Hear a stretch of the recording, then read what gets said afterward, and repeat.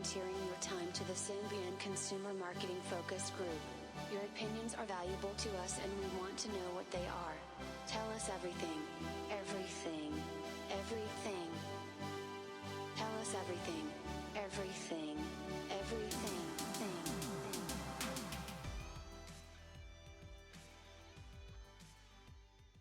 All right. Hello. Welcome back. We're going to start with RAM Round 1. It's a little quiet, mostly down under RAM, though a couple of Europeans of all things, I believe. Don't know if there's anyone actually playing from the US, but there's a lot of Australians. So we should get started in just a moment. Just going to get the lobby open. This is supposed to be, well, this will be eventually uploaded to Nisei's channel, but for those of you tuning in, we're streaming it on mine because there was a mix-up on getting login credentials right. But hopefully this is being auto-hosted on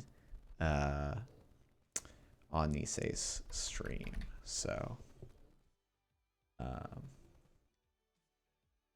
just waiting on table 1 here, and then we should be all set to go. Okay, let's actually do the transition so that you guys can see the games. So, you know, I tend to be a little bit more relaxed and low-key, so that's probably how these games are going to go.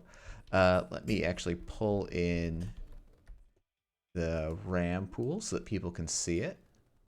It was the core set, Rain and Reverie is the big boxes, and then Future Proof, 23 Seconds, The Source, Devil and the Dragon, Old Hollywood, What Lies Ahead, All That Remains, Upstock, Mountain Pora, Sunset Island, and Station Underway. So big IDs we saw a lot in submission. Runner IDs is mostly Noise, and then also Liza, though there's a 419 as well. And then there's a lot of CTM, and there's also some NEH, and I believe even some cheeky Jinteki. So let's try and get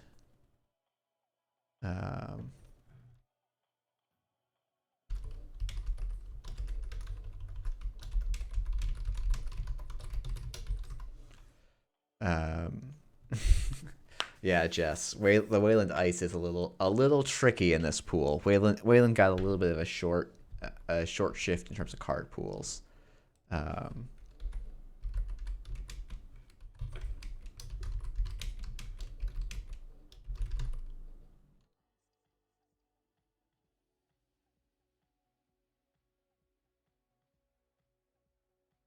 All right.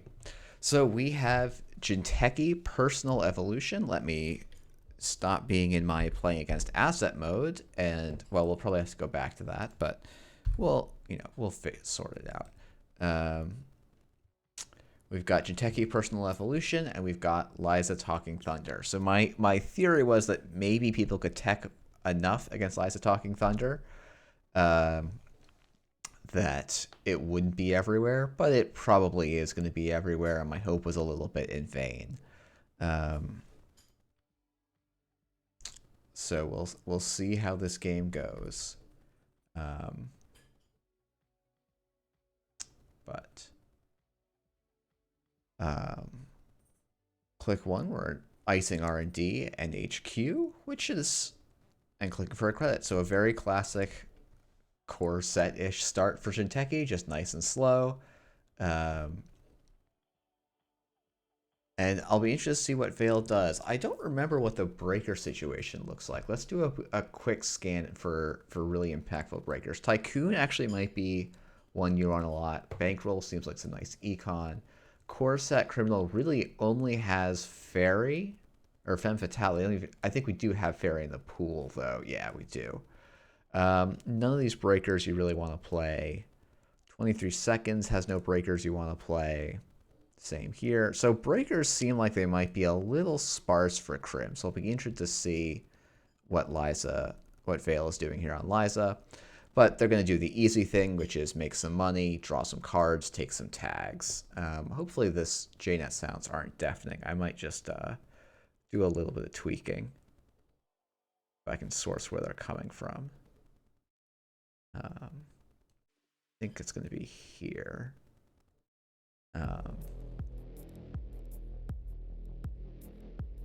Oh, whoops. Oh, interesting that you can't hear the Jintekis. Oh, you know what? I bet that can tell me exactly where they are. Oh, yep, I see where they are. Great. I'll put them on because I know some people like them, but or it can help people follow along. But let's see. So turn for Liza. Sorry that I'm all over the place. So it was draw, bankroll, click for a credit, play sure gamble. And then Jinteki is just install, making a new remote, and clicking for credits. I'm very interested to see what the Jinteki list is going to be doing.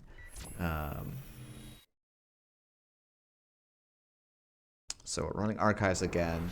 Lots of damage does make Jinteki a little tricky, and you don't have any of the big boxes. So like, let's just make some quick scans around. I could look at the deck list, but I think it's more fun to go through the exercise this way. Because I'm really not seeing a lot I like. I guess this hostile infrastructure is definitely a thing. Offer you can't refuse. Well, maybe we're just trying to hit people with an offer you can't refuse over and over again. Let's see. So basically the turn for Veil was run archives, install rogue trading, click it. We've got an exclusive party in there somewhere. That might have actually just been, that looks like it was just discarded. Yeah, okay. Marcus Batty.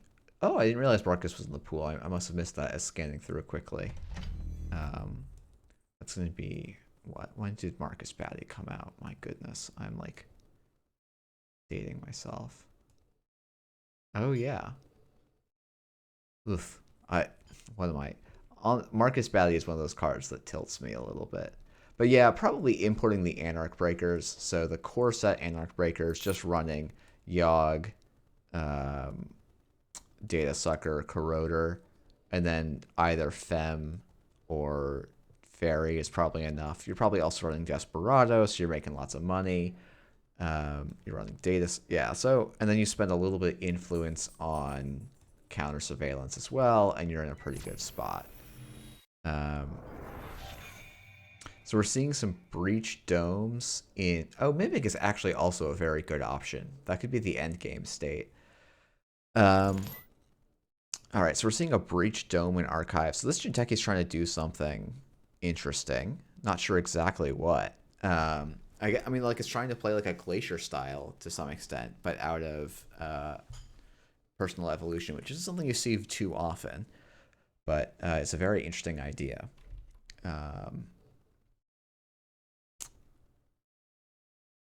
So this is a turtle bag, so it's got exposed with falsified credentials. So they're still trying to go wide, but they actually have quite a lot of ice for a deck that's going wide. But you know, if you're knowing you're going into Liza, makes a lot of sense to say I need to have ice so that I can't get account siphoned. I can't get and I can't let Liza take her free draw. So.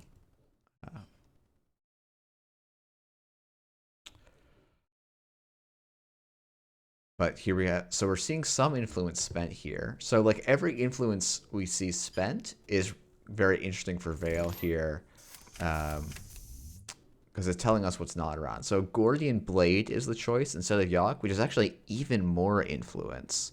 So I'm wondering, so if there's like maybe something like 2 counter surveillance, that would be 6, 7, 8, 9, 10, 11. So we still have some influence left to spend. We got 4 more to spend on other breakers.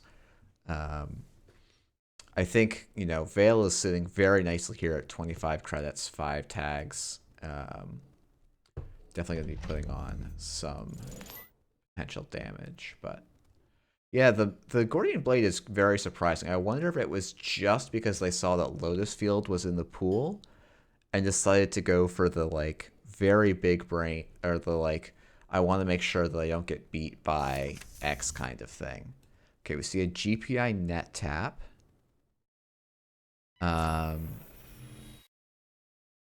Which I get, like, if you don't know what your pool's going to look like, it's okay. It seems pretty expensive for what you get to me.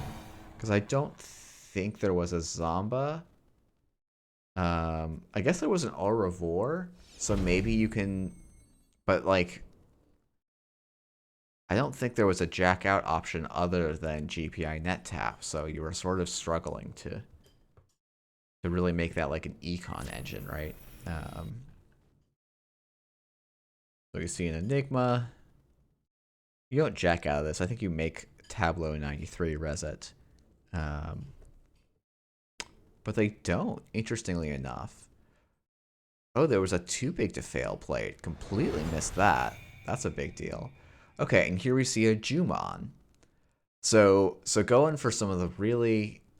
Oh, you think there is? Yeah, let's... The Devil and the Dragon, does it have Zamba? It has 419 and Falsify and Rogue Trading.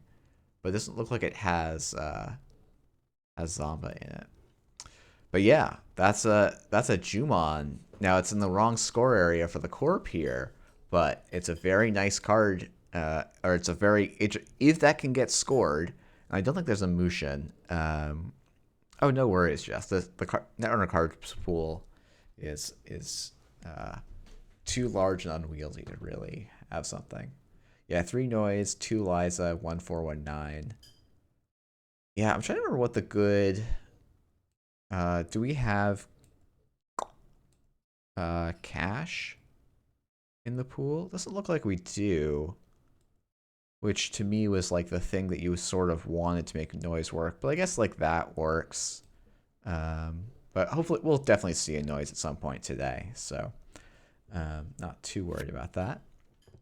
All right, Tableau 93 has some econ. I wonder if Tableau like splashed a closed accounts, because like I think against Liza you could probably just hold your closed accounts and then go for it. When it looks like they're overextended a little bit, but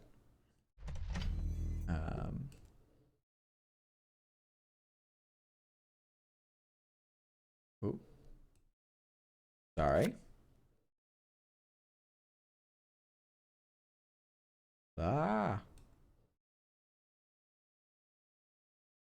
Oh, hold on, that's something else going on. Okay, my headphones just switched. I was like, what's going on? All right, yeah, this is a interesting one. And here we go, counter surveillance. Gonna see 7 cards off R&D. I actually like this decision to see less than all, like not going for the biggest possible dig, because you are going to be taking damage throughout the process of this dig. Unfortunately, Kisra, this Jumon has been stolen rather than scored. We see another one stolen rather than scored. If there's so there's been a snare here. So one more snare and it's GG, but it doesn't look like it's gonna happen. No, so Jessica, they did actually know that this was an Enigma because of this GPI net tap previous turn. So, but yeah, I do think it made sense to go for less than the maximum number you could go for because you're playing up against Personal Evolution. Let's see. Try and get my headphones fixed again.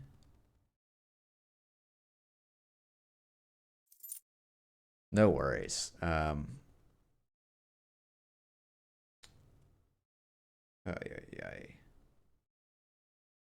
Technology is killing me here. While Tableau does click for a credit.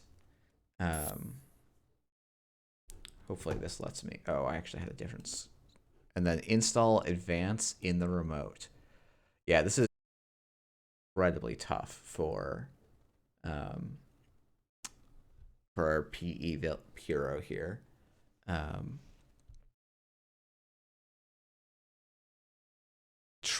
Installing and immediately popping the sports hopper is interesting to me.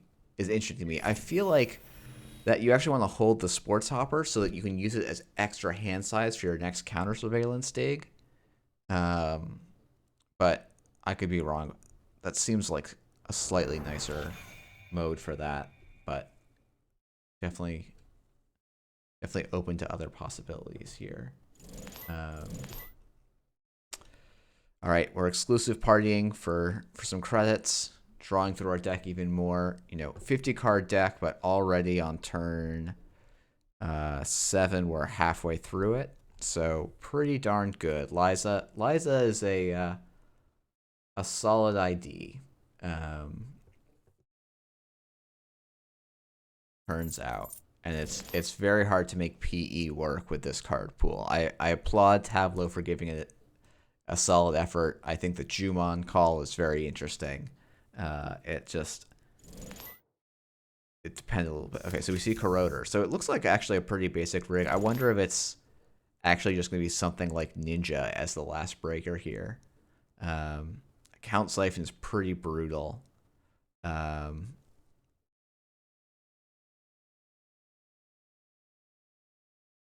And does probably land Tableau back into counter surveillance.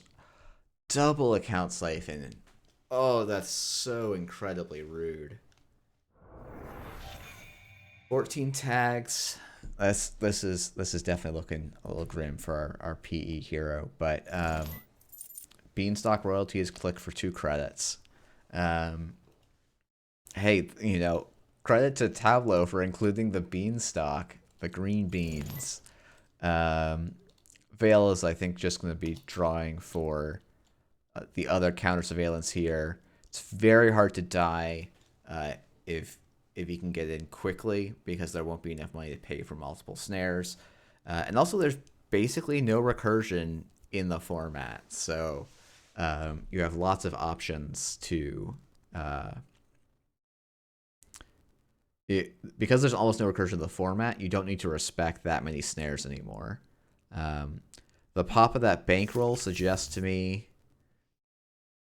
that okay, going Femming server 2, going all in. So yeah, it looks like Fem as the major thing. Oh, an exposed tech. That's hilarious. I don't think I've ever seen that happen. That's I mean, A, it's criminal the art this good got put on a card this bad.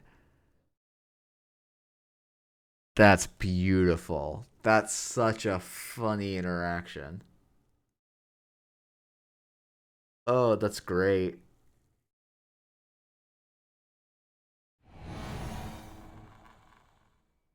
So what do you trash here? The Fairy? Probably the Fairy. I guess you could also trash the GPI net tap, but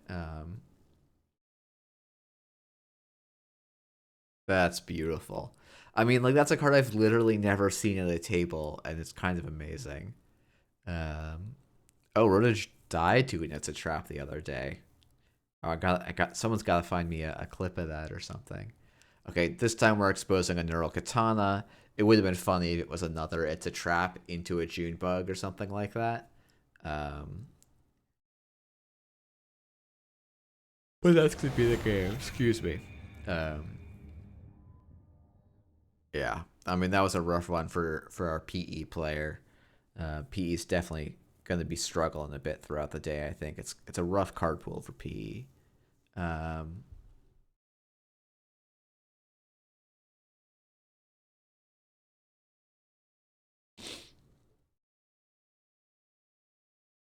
All right, well, let's hope we get the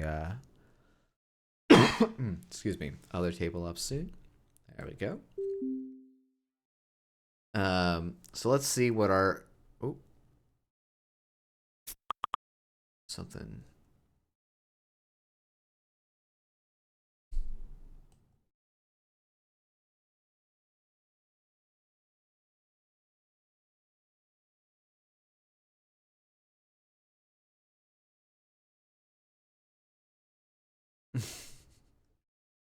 Oh, thanks, Jess. That's a great little clip. I would share it with the stream, but honestly, I think that would take more effort than. Oh, I have to leave the game, watch the game. All right. All right. So we have what's going to be one of the very common matches today. It's going to be CTM versus Noise. So we see a Turtleback CTM. Very fun. Be really interested to see sort of Oh, okay, double turtlebacks, making all that money. Um, like if Tableau could just kind of play solitaire and make Veil just score out things. Interesting. I feel like this should be a noise shop list. Like that's the immediate thing I'm thinking of is Aesop's personal workshop. Though it is definitely tricky to get enough viruses to make it work. Faust and Street Peddler though are actually really good noise tools, as are Lamprey is a huge one. You could do the like Lamprey Ixoday thing, but that seems a little unlikely. Instead, we are just click one, install it. We're gambling, installing a medium, and then just running R&D, which is a very interesting line against CTM. And trashing Jeeves for 5. That's an... I mean, you're going very, very low against CTM here. You're banking a lot, and there not being a lot of ice around. Getting the Astro, though, is pretty darn good. So Veil's getting credits. Does have enough to land a mid-seasons here. We'll see if he has it. He does not, but he does put an ice on R&D, and that might be... That's a lot for this noise to deal with already.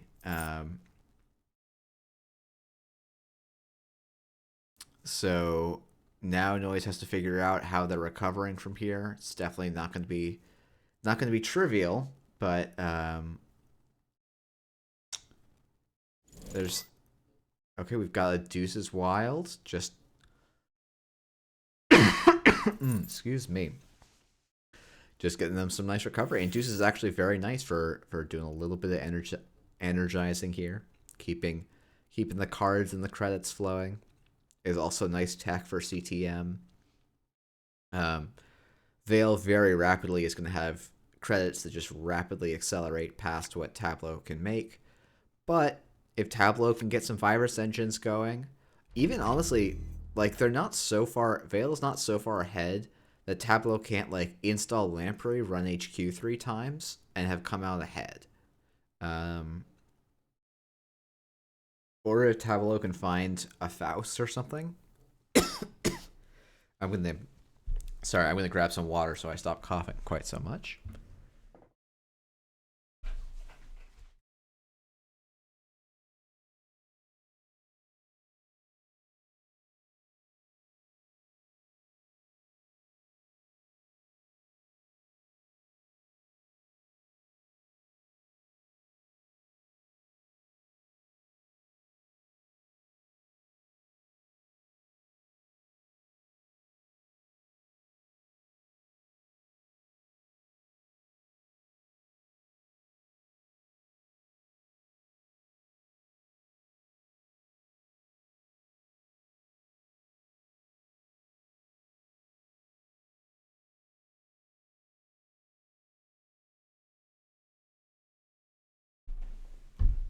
Alrighty. Yeah, no laundry is very rough. Like the runner econ is actually pretty light. Like I wouldn't be surprised to see some Armitage code bustings in the pool of cards. Because I don't think even Liberated's in the pool. Which definitely makes things tricky.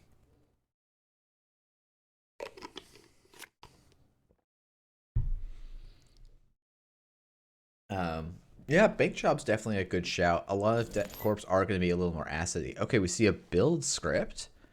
So spending a lot of noise influence on little 1 influence, gain a credit, draw 2 cards. We're actually playing 6 copies of build script. Yeah, no liberated accounts or daily cast. You could account Siphon, right? But not everyone can account Siphon well.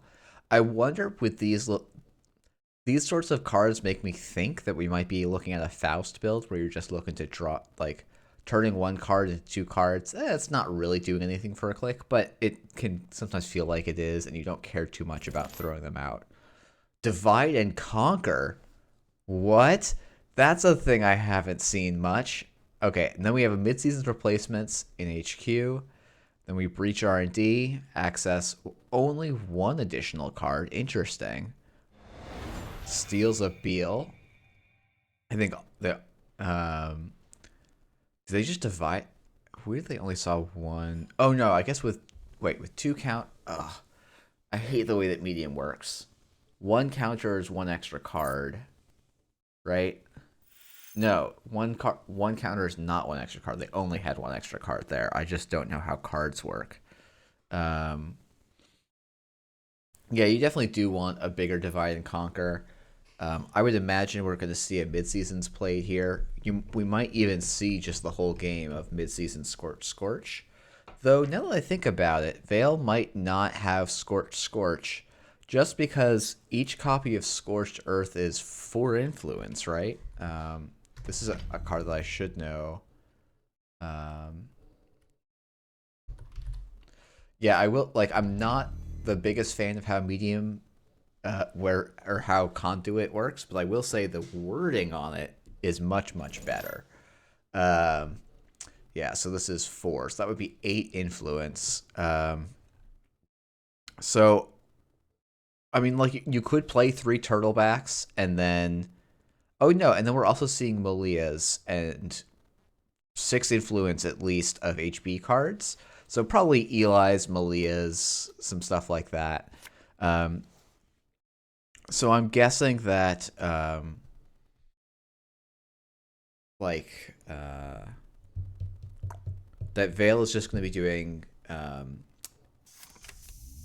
oh my goodness, what's the name of the card? Psychographics as their main tag. Psychographics and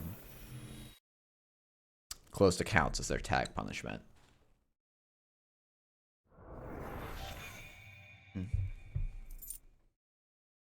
And there we see the bank job. Yeah, no, great call, Jess. I think I would rather be Vale in this state, but if Tableau can get like a Faust down, oh, I was just about to say, before the closed accounts lands, Tableau can potentially just like run R&D and just win the game because Vale is not purging here.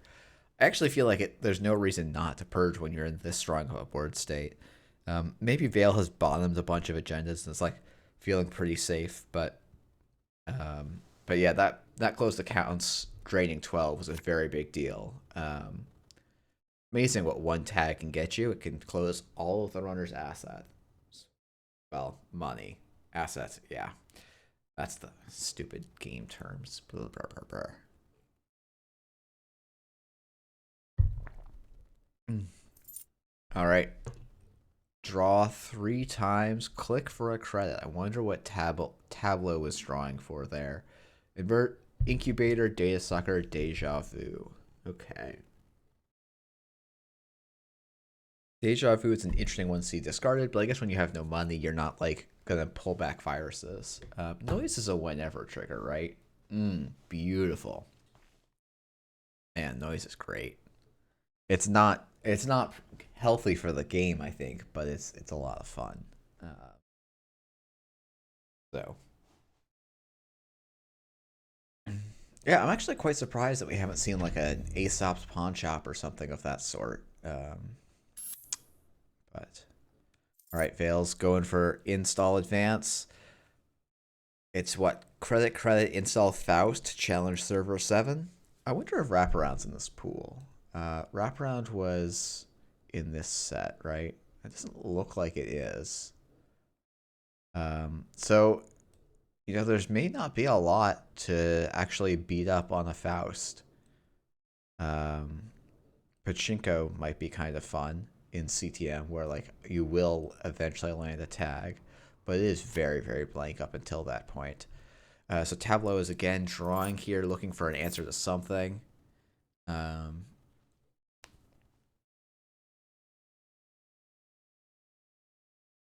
Wraparound. I thought wraparound was like.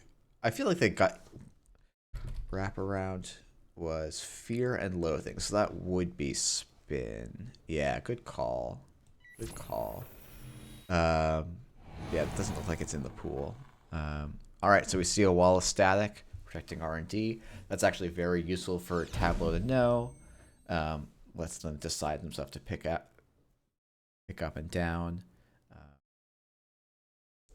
Discarding Cyber Threat.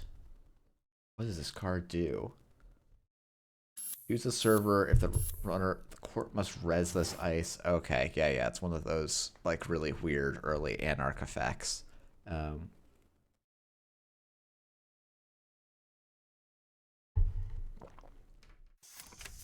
right, we see the Parasite. Click for some credits. I think Tableau wants like a data sucker here, so they can go like install data sucker, run archives, run R&D. Because at some point they actually like they will just elicit a purge here. You, Jess, I may have played Cyber Threat, but I don't think I did. I think it being a priority turned me off. Priority cards are just so tricky to play. It's actually kind of astounding how different a downside priority is versus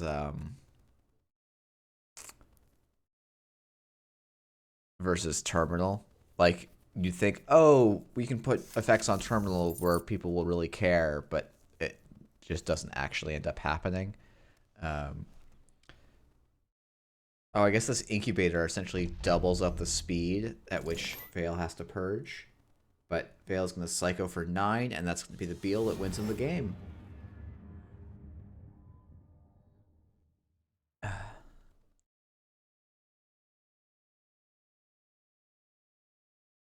Yeah, I mean this is the danger of installing a medium turn 1 and going ham on R&D. Yeah, that definitely is true, Jess, that like if you compare let's go and look at go away look at thank you. Yeah, it's tricky to go what do I actually want? I want card search, right? And then I want S for subtype priority. Right? So we have what do we have? We have hurt yourself a bunch. Though it's like by any means it's actually like it can do something powerful. This cannot do something powerful. This cannot do something powerful. This is like turning a credit into a click, kind of. This is like an actively bad card. This is, I'm going to say, an actively bad card.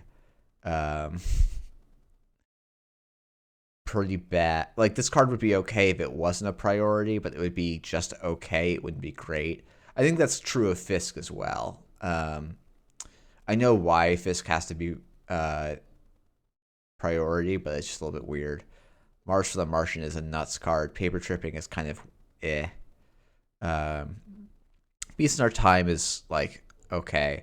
Like the best these events get to is like playable without the limitation, and then they have a limitation.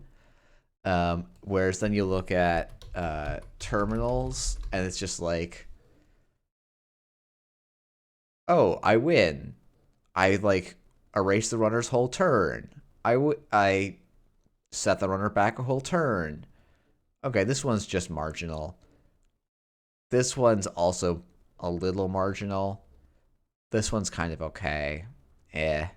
Stock buyback can be good, and then VLC is just absolutely bonkers. So, all right.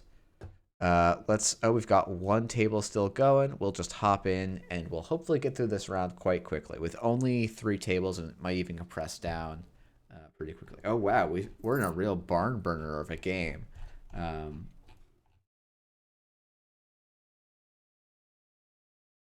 Install Advance, and Server 1. We've got Triple Barrier. We've got Marcus, the card that everyone thought was going to dethrone Eagle Eye. And by everyone, I mean players like me, not players who are good. Then you had Eli, some unknown ice. Anything major trash. We've seen some indexing. We've seen some bankrolls, account siphons.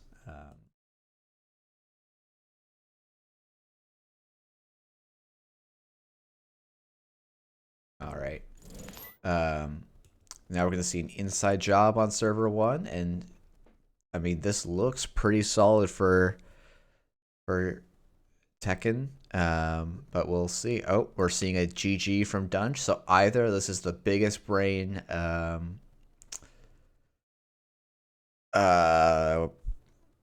Project Junebug of all time, or Dunch is calling it, and Tekken is gonna get the games. Let me also start doing some entries. Aggressive Secretary would also be good. Okay, sweep for Chaos Juggler, sweep for Veil, and then we've got. Okay, and we have the Prior. Oof, this is some old neutral agendas that all got revisioned by Nisei and just bumped the power level up a bunch. So, all right.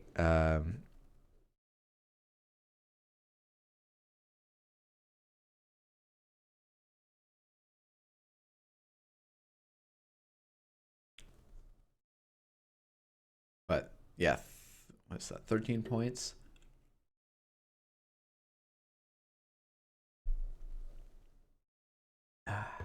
Alrighty. Well, just gonna wait for the reporting to come in. I would imagine this is game 2, not game 1, but we will see. But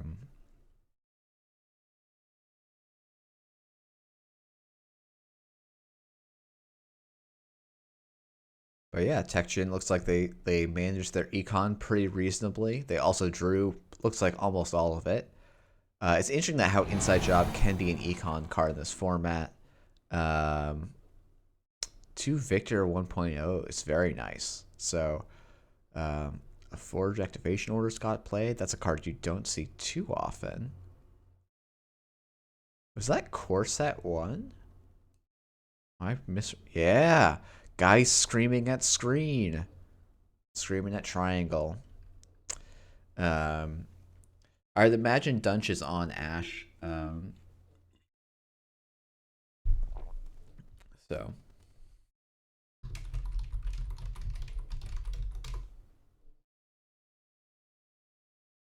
Yeah, no, Forge Activations, or it's like one of those cards where it's like you never put it in tournament winning decks, but when someone shows up at that mid table and plays on you, go, ah, frick. Because it can still mess you up for sure. And so that's like, it's actually a really nice slot for a card to end up, I think.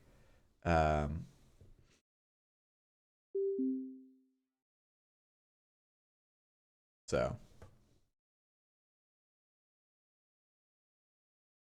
Oh, yep, making standard, that happens all the time.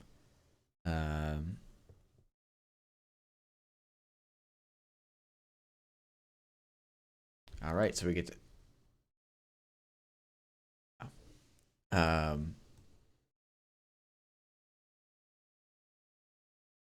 Oh, I have to leave the game, join the game.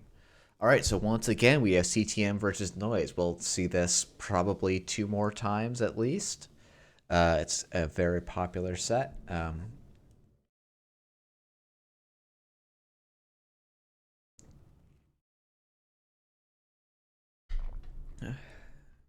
Tekken, or TechGen, I don't know.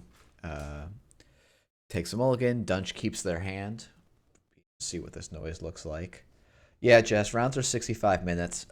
With this few people, it's uncommon for them to go to time, which is nice. And we're actually only 30-something minutes into this round. So we are moving at a good pace, I believe. Actually no, we're actually well over halfway into the round. We're 37 or so minutes into the 65-minute round. All right, so opening for Tekken here is she installs an ice, she installs a card in that, and then protects R&D. So just says There's no HQ punishment in the format. I don't think that's actually true, even against Noise. Okay, we're seeing a Cyber Feeder, so very old school Noise econ, but probably going to pay off this game.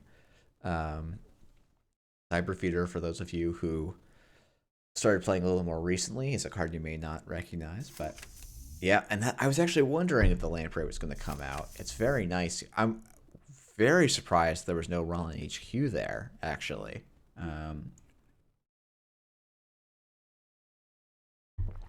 But um,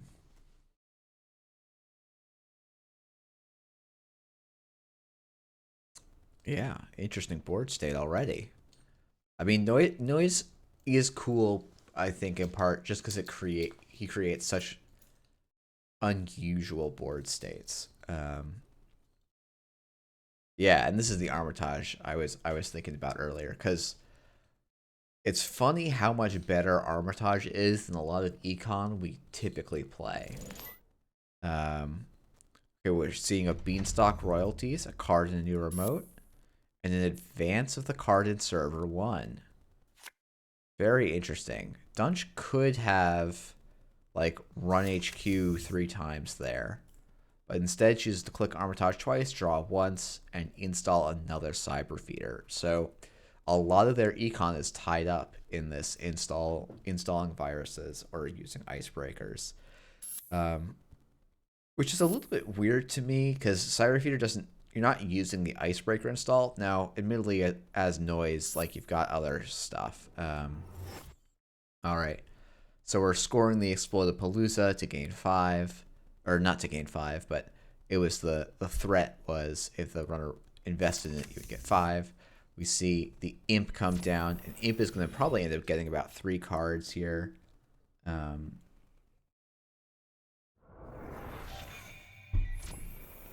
Yeah, that's a good point, Jess. That like I'm not respecting HHN, and you definitely do have to respect HHN.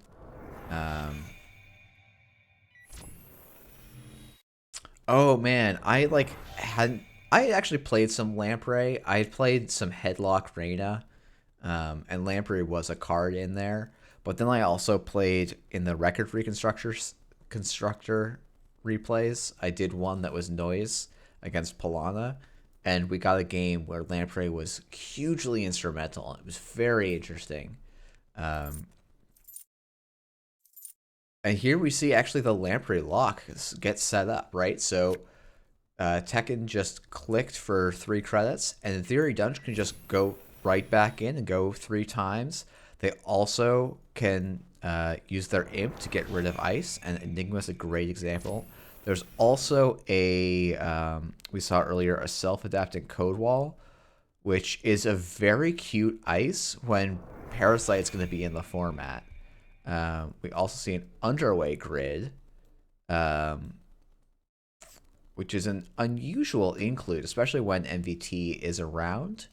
But there are some bypass effects. And now Tekken is saying, she needs to ice up HQ and probably click for 2 credits to threaten the self-modifying code wall.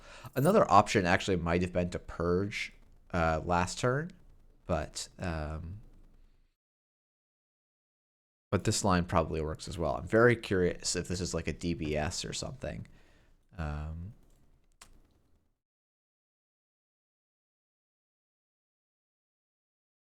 right, we're taking a long think before this last click. I would presume another credit makes the most sense just because you have to be able to actually stop this Lamprey again.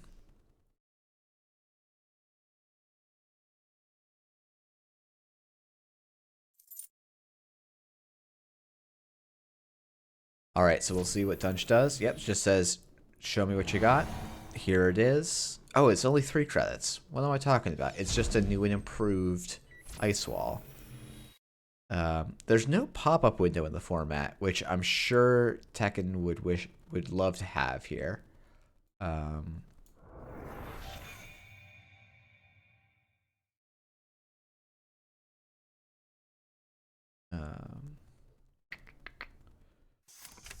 We're installing a Darwin. That's kind of crazy. That's great. Okay, and then we're doing wild side. So we're going really way back in the noise history. Um, One nice thing that Dunge got to do there was see the top card of R&D and then get rid of it. So this is just a really classic noise list. And it's interesting to see it go up against this sort of style of CTM, where I think CTM doesn't quite have all the tools to make it completely bonkers, like the fact that you can't get politicals in the format. Hey Vale, I think noise. I'm not super sold on noise, but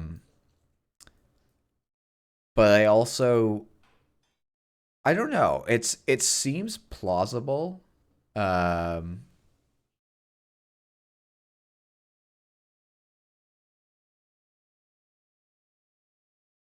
that it could be good. Um, because there is no Jackson. Um,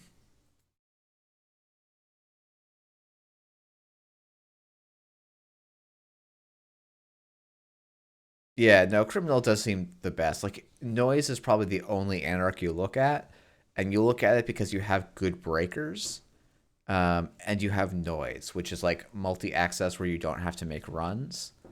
Um, but like Liza with like the upside you get is that you don't have to worry about closed accounts really. Um,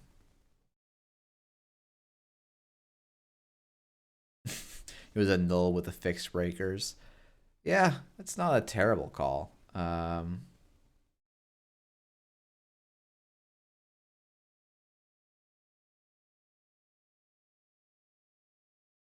Yeah, I will step in to help in a second if Dunge doesn't. Yeah, okay, great. I guess they can use the cyber feeder, right, for using icebreakers or installing virus programs. Um, so yeah, you could use the cyber feeder credit there. Um, Surprised that this didn't work. Usually, there's a note if that sort of stuff isn't implemented. Um,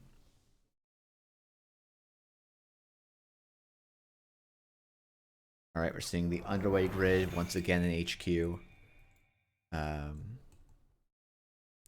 yeah, I'm sort of curious. Like, the reason I'm a little doubtful of noise is there aren't that many great viruses. Um,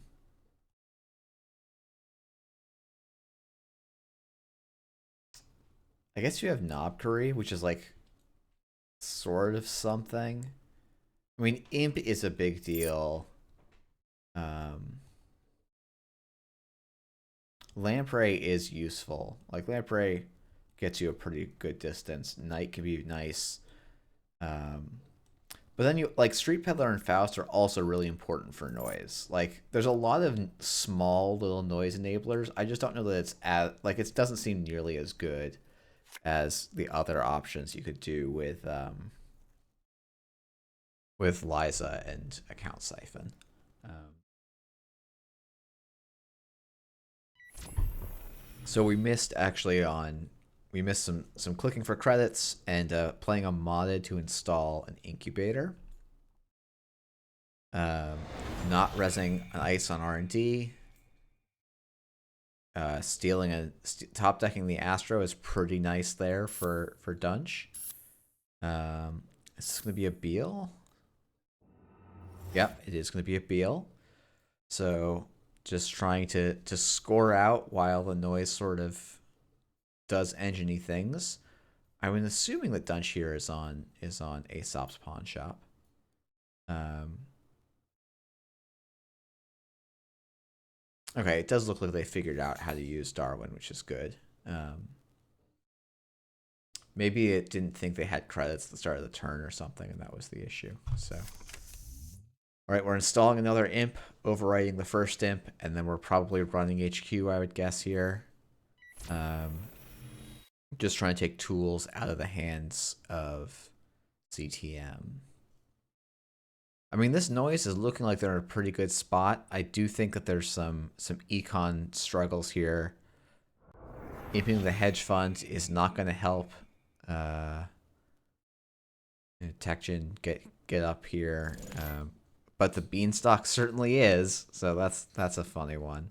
We're seeing a lot of beanstalk today. This is the second or the third beanstalk we've seen in as many games, or I guess 4 games, but you know, averaging 0.75 beanstalks per game.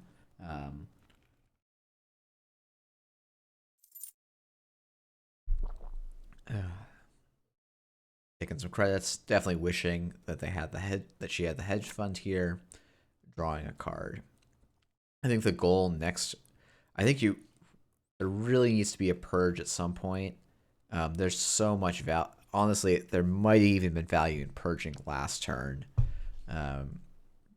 because you hit the Lamprey, you hit the Darwin, you hit all of these valuable counters. So I hope you're exposing an ice here and making a run. Wallace static on R&D. Okay. Running the R&D, I feel like I would value the HQ access more here, but I guess you can do both.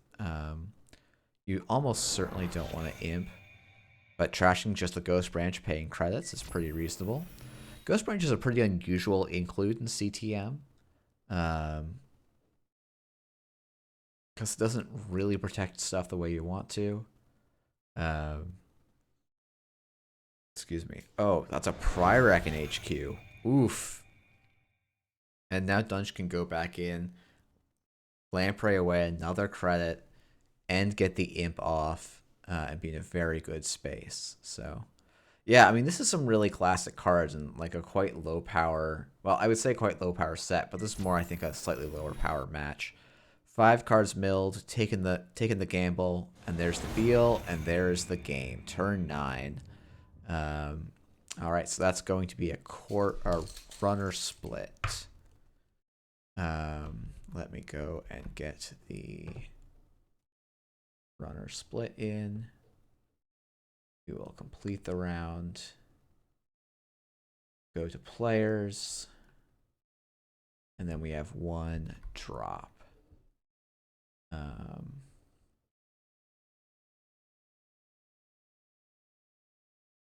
Okay.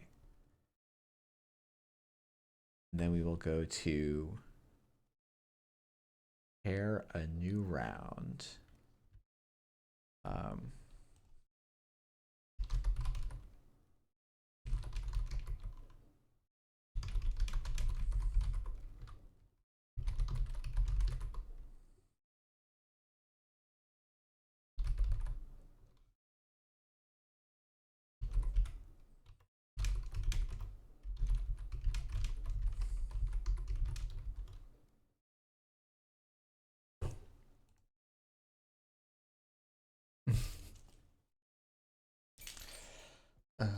All right, so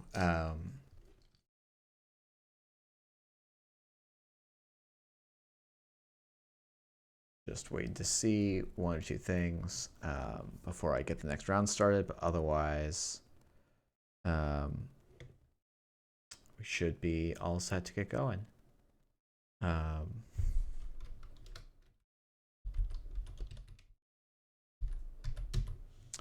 But yeah, let's go. I can actually pull out the results. We can see the interim standings. So we've got Vale undefeated and early submitted, Dunch, Techgen, and Chaos Juggler. So Dunch and Techgen submitted early and then won their runner games, lost Corp. Then Chaos Juggler swept. Tableau submitted early, and then Deer did not submit early and also dropped both games, unfortunately. Bit of a rough night for them.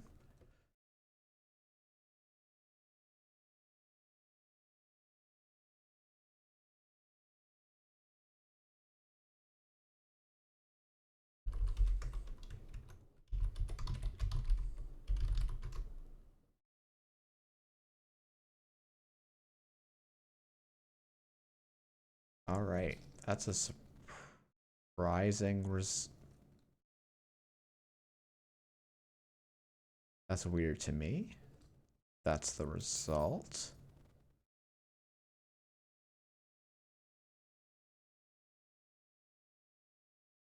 Huh, very weird. All right, so the pairings for this round, Chaos Juggler gets the bye, Tableau, Tekjin, Dunch, and Veil Runner. Seems very weird to me that it wasn't. Very odd to me.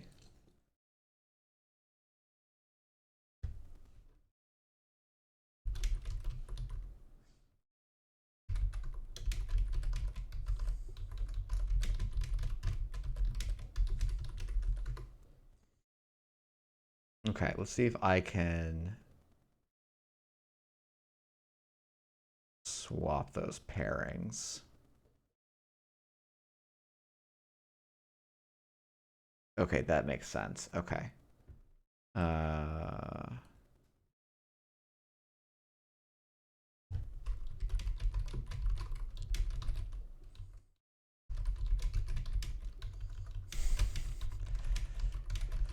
all right, so we're going to pairings by name, maybe. Nope, that's not what I want. Edit.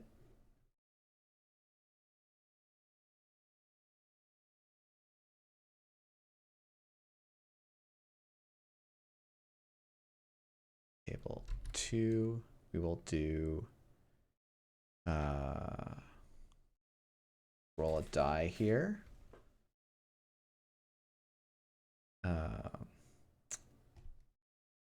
Oh yeah, that would be.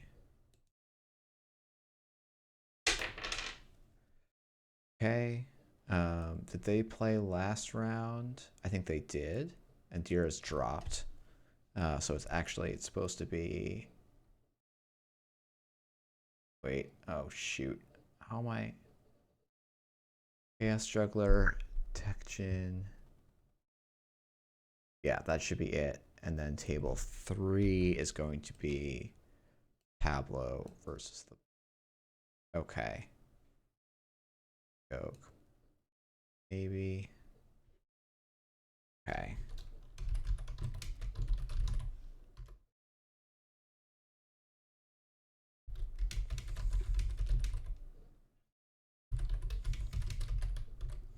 I don't think I actually need to roll the dice there. I think I just need to make the one swap. But you know what? We got there in the end, so that works. Yeah, so Jess, the reason that happened, and as someone pointed out, was I had given everyone who submitted early got a bye. I think actually in the future, that's not the correct way to. Well, it sort of is. It's just Cobra's not meant to give people extra points. So maybe yeah, there's lots of ways you could do it. But I believe that seems like a better way to do it. So we've got these players matched up, and then we will go into the last round. Yeah, basically it's trying to avoid ever giving someone 2 buys, but you know we're trying to break the system, so we'll have to think. It's something to think about in the future for sure.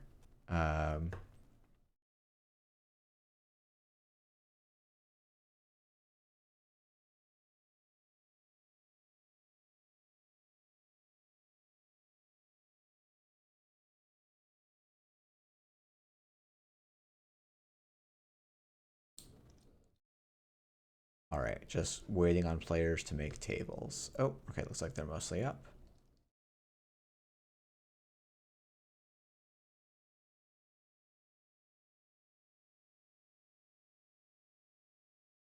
Looks like it's up to me.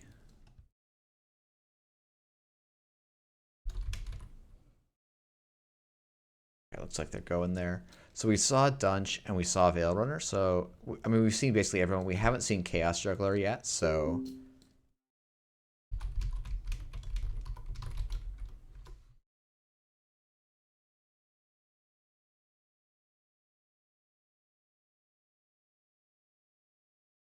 All right.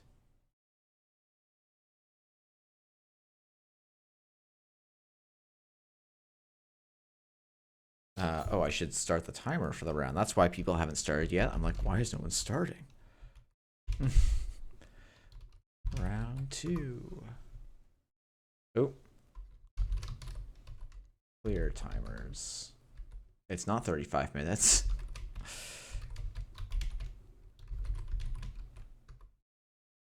All right, there we go. Um,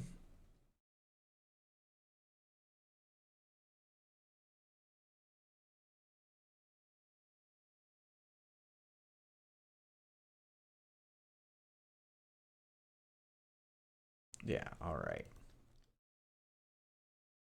So we got Chaos Juggler on Near Earth Hub and Techgen on 419. So be very interested to see what Chaos Juggler does here. You don't quite have all the tools for like a faster biotics, but maybe you can do sort of one of the old kind of tagging bag style NEH lists, so the glass shop lists. Uh, and with turtlebacks, you should have a pretty solid econ, and you'll still have plenty of money for scorched earths. So, all right, showing a Rashida in server 1 because it's 419 and installing some ice. And oh yeah, that's a good catch, Jess. Both players mulliganed. Though it looks like Chaos Juggler mulligan / draw into a hand they are very happy with. Let's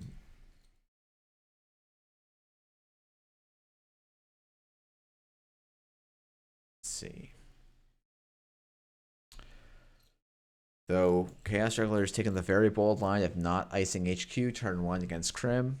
Krim is playing a 46 card deck, which is an interesting to me. When you have small pools, it's often very hard to have more cards than you want to play. I often find myself wanting to cut cards. And here we see a run on R&D. And turn 1, ripping an Astro Script. Hard to ask for a better start than that. Seeing another card off R&D. This install of Miss Bones into Run R&D doesn't make a ton of sense to me because it only works on installed cards. It might be that, you know, with all these pools, there was just a little bit of a misread. But, you know, that happens. All right, we're seeing Chaos Juggler move forward, exposing a pad campaign. So, like here, it's, you know, if you held the Miss Bones, is really nice, but, you know, to some extent. Oh, and then here comes the HHN. Only need to pay 2 credits, right? Yeah, because of Link. So we'll now see if Techgen has, if she has deuces in hand, because that would go a long way towards helping with this. That would actually just clear it out completely, I believe, because they would they would play it, go to 5 credits, so they wouldn't completely clear it, but they would mostly clear it. They would go down to 1 tag. That should be fine in most. Well, it's not technically enough. It's usually enough, but not always. It would be a rough beat to have HHN double scorch this early in your NEH list, but it definitely could be a thing.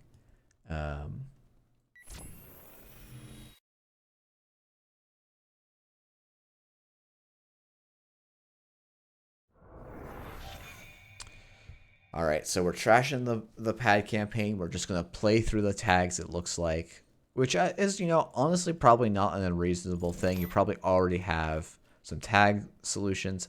Count Siphon's actually great here because if you draw once, you can't die to a Scorched Earth anymore. Maybe even run server 1 here just to make sure it's not a Rashida because that really gets around it. We're running our R&D. We're going to see a card and just draw to not die to Scorched Earth. And there it is. Awesome. So, you know, just playing you know, at this point you probably should be playing Liza rather than 419, but you know, that's all right.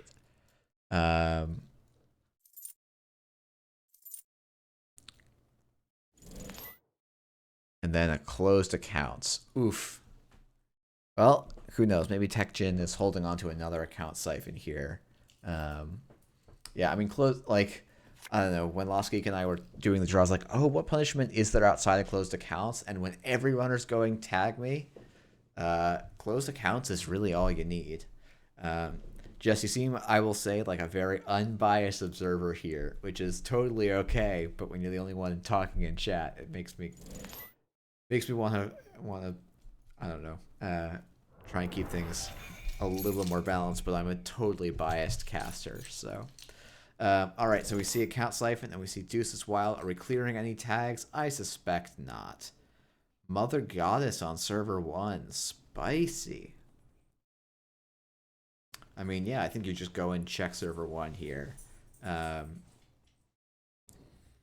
You can hopefully pick up that asset or agenda in server 1. Very surprised to not see the run on server 1 there. Very, very surprised. I guess it could be an Explodapalooza. That might be a reason not to run it, now that I think about it. You want to get your Plascrete down first. That's actually... I don't know if that's what they're thinking about, but I guess you know it's not Rashida because they would have used it previously. So maybe the Explodapalooza... Or did it get revealed and I'm just being a dummy? Pad campaign in server 2. Yeah, I don't think it got revealed. I think they did. Yeah, it was install in server 2, then double back into server 1. So we see this is a Jeeves. Okay, so oh, and a Desperado is coming down. That's very nice for TechGen here. Oh yeah, we can trash the Jeeves. Yep, because Chaos Juggler hasn't had the time to get rid of the Miss Bones. And I think you can just run server 4 here. Very little reason not to.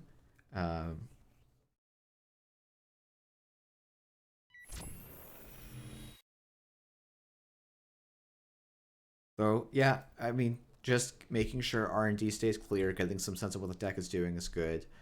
The Jeeves does suggest that maybe this isn't a kill deck, which is very interesting to me. Oh, don't click. Oh no, don't click for a credit. Just run R&D instead. It's the same thing. Oh, sadness. TechGen has started relatively recently, and it's been great to see her get better and better. And it's also like, oh, okay, there's things, always room for improvement as well. And also, like, I really applaud someone who's trying to play what I think is quite honestly one of the most complex formats of Netrunner. I would say maybe even arguably more complex than Eternal, and giving it their all. So.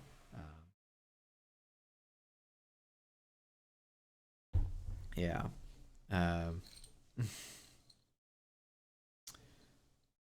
This to me feels like a run server 5 and then run HQ and poke around there a bit.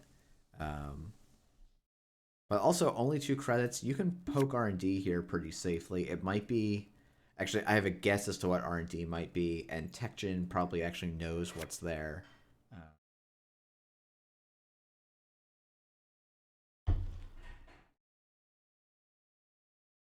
I really want to get rid of that Turtlebacks. It's such a big way for NEH to leapfrog back into the game, because it just creates so much value and tempo and all those buzzwords that like have amorphous meanings.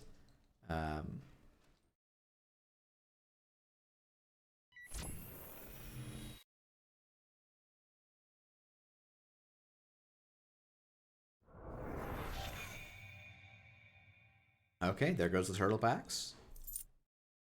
Yeah, I think just running HQ instead of clicking for credits. Yep, that's an optimistic New Angeles City Hall, but not one that is going to do anything anymore. So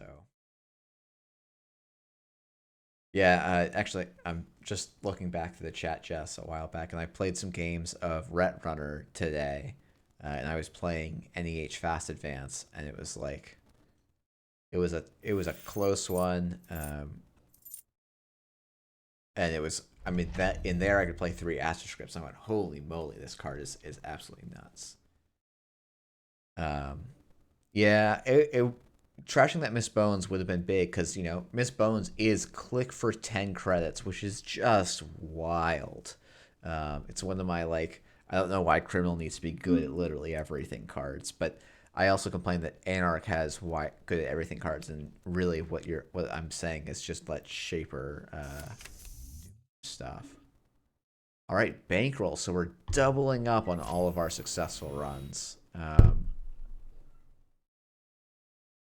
All right, Psychographics is a very big card in this matchup in the state because we're at an 8 point, or no, we're at a 5 is 3, 7. So we can get to a decently high point Beal. Um, we can get to a 5 point Beal right now. Um,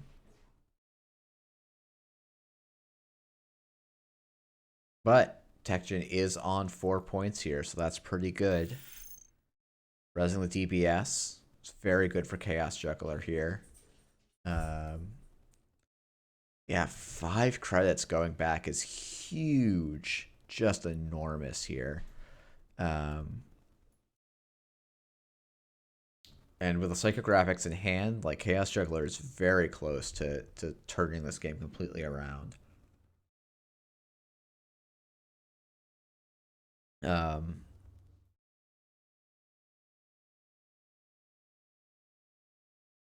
I don't know if the ice is in hand, but something like click for 3 credits, Ice HQ might be sufficient to really just kind of close it out. Because Tekton has been running, I think, actually a pretty reasonable amount. Maybe could have gotten a couple of extra runs in there instead of clicking for credits. But has a lot of the stack still to go through.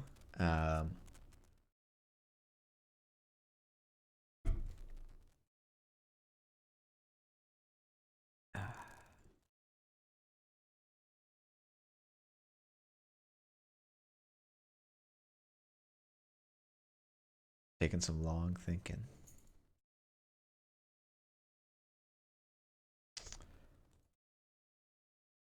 It's definitely an interesting board state for NEH here. Because in theory, the runner's making 2 credits, every time they make a run.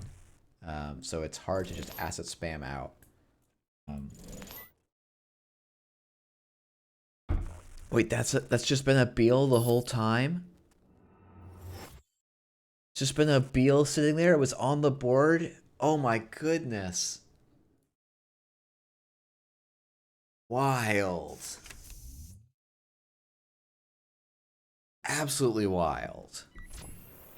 That could have been Tekton several on like 3 different turns. Wow.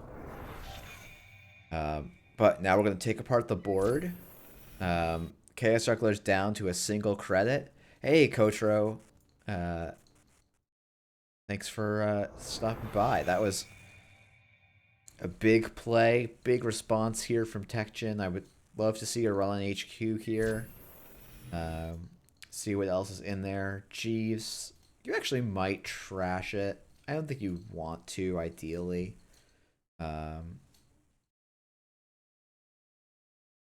Yeah, there was many turns. Like, I thought it was maybe on Explodapalooza.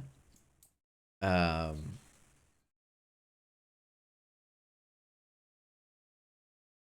feel like at a certain point though, Tekton should have gone for it. But hey, well done, Chaos Juggler, balancing a bunch of different things. I think this board state though is the one they were a little bit worried about, right? Where it's like, okay, yeah. So I think Tekton very smartly didn't use didn't pay an arm and a leg to trash the Jeeves.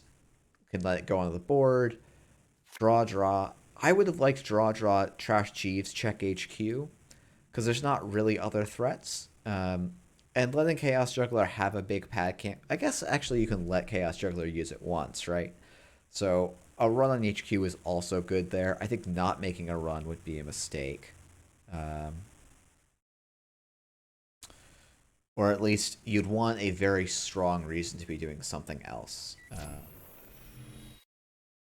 It seems like TechGen agrees with me. Going for the single. And like this is a great board state for the Krim here too. Yes, it's 4 to 5, but we see an Explodapalooza. That might be some danger signs now.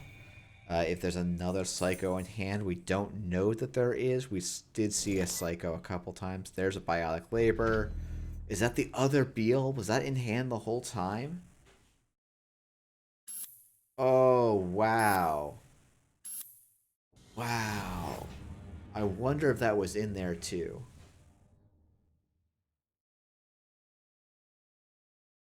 Or if that was a top deck. So, crazy. Down to 1 credit, and it all came off the 2 Explodapaloozas. And that one place I thought there was an Explodapalooza, there was actually the Beal that basically won Chaos Juggler the game. So very, very interesting matchup. Um,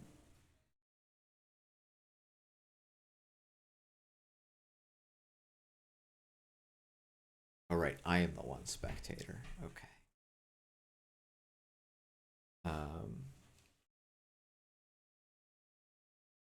like who's spectating? They should be watching on my stream. No, that was me watching on my stream. All right. Um, see what we got. I be CTM, and I don't know what Chaos Juggler's runner is.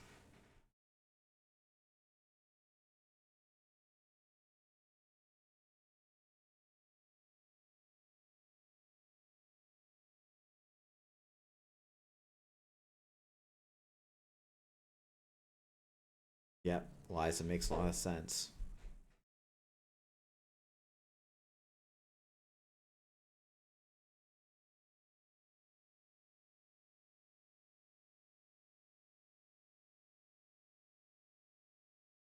Let's see what the mulligans look like.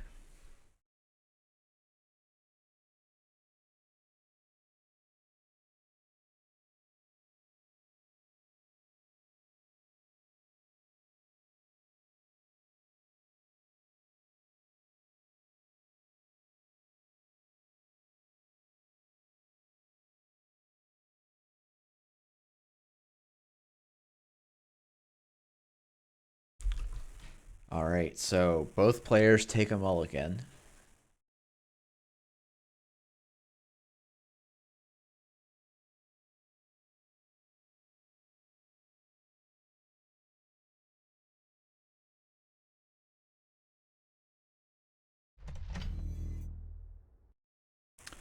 Install 2 ice protecting HQ and R&D. Taking a credit. Classic Netrunner in many ways.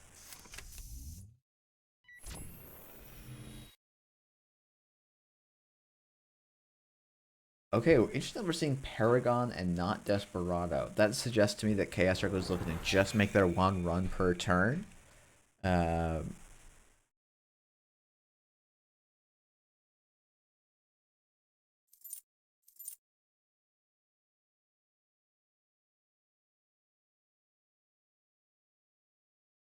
yeah, Jess, that's certainly true. Um,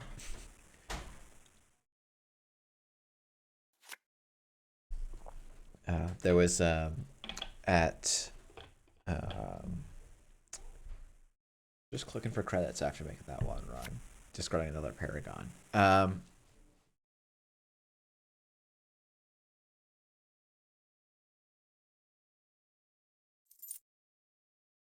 Yeah,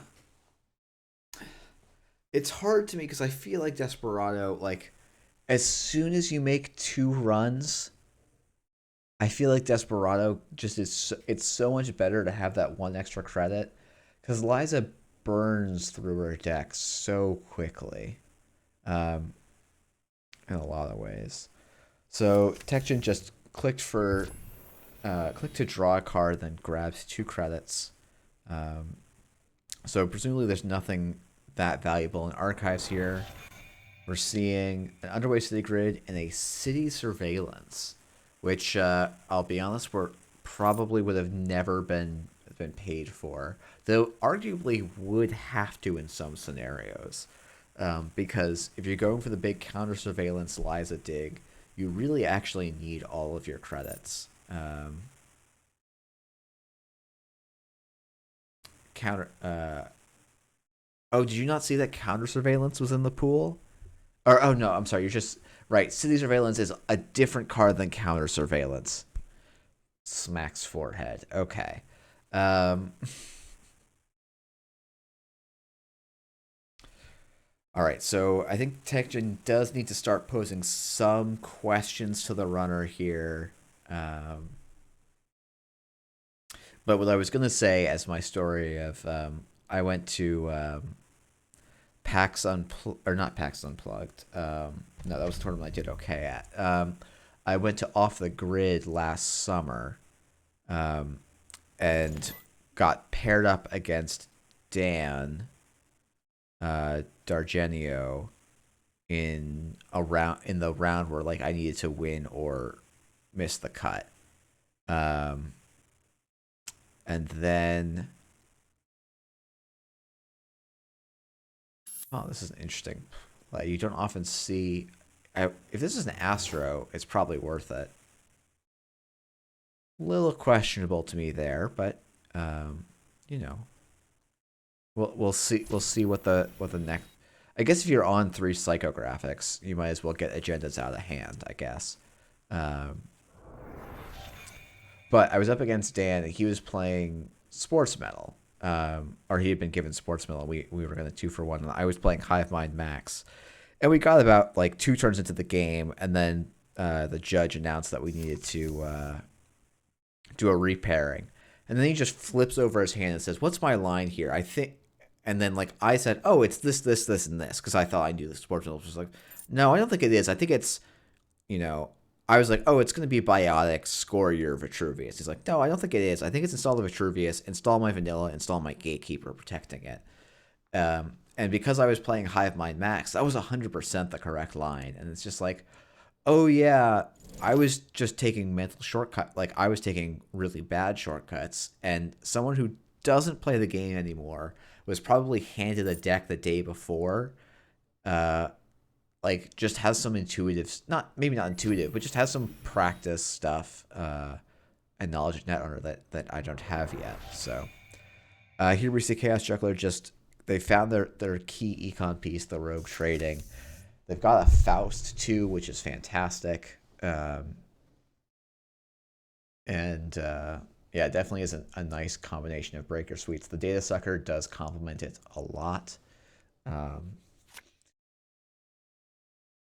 But yeah, this is a very unusual CTM board where the runner actually hasn't tried to interact really, but CTM hasn't really been able to build a board for some reason. I'm assuming it's because they've had a rough draw. And yeah, that's just as you said, that psychographics score the Beal play does suggest that texture was pretty flooded.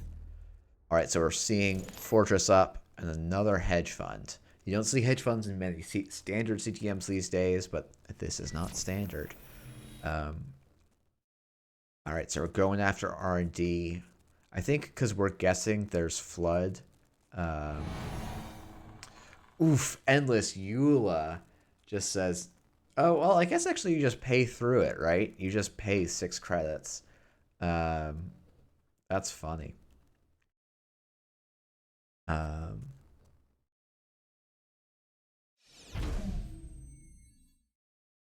oh no. What's going on here?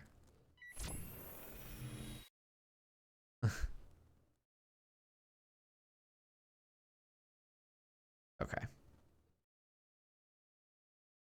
Making a run at HQ. Let's see what it is. If this is another Endless Eula, that will be just the galaxy brain of galaxy brain things here. Um, Yeah, I mean the fun thing for RAM is all of the weird interactions that were not really meant to be supported, um, and how they're still going.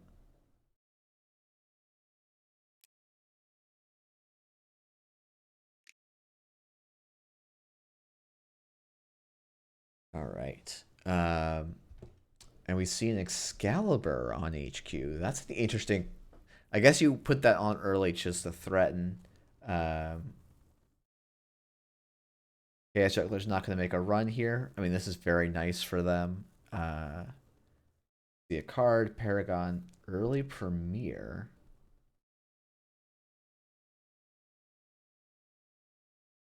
Hmm. Yeah, the Mythic Ice is definitely interesting. Early Premiere is a card I didn't think about, but could almost work in an asset deck with Vlad Grid if it hadn't rotated. Um, which is a funny little thought. Um, Sports Hopper means now Chaos Juggler is pretty safe from Scorch.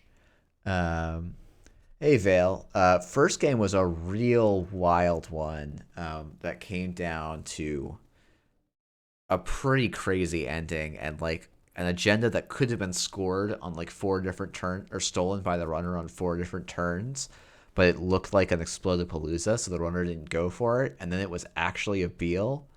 Oh, Jess, Vlagard is in a new spoiler in the most recent article on Nisei. Um, it's a 3 to res, 5 to trash NBN region upgrade that says this card may be advanced, and then it has two advancement counters, paid ability. Move these advancement counters onto a card in the root of this server. Um, and you can use this ability only once per turn. Um, all right, so Chaos Juggler is now up to 8 tags. They will need to spend 8 plus 6 or like a bunch of cards.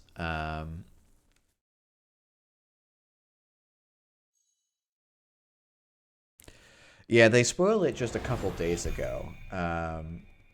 So we'll see. I'm hoping that the booster pack comes in and spices up standard a little bit. Oh, and we've seen again. We haven't yet seen an astroship scored by the corp. We've only see it stolen by the runner. Um, but okay, a femme fatale. Interesting place for it, considering you can probably just break it for one card if you use a data sucker, and I don't think you're getting purged that often. Um, but uncertain about that. Um, oh, interesting, Vale. You won before using the counter. I think that doesn't happen too often. Um, let's see. Sections drawing. It's already used 2 hedge funds, so really is looking for some other econ here.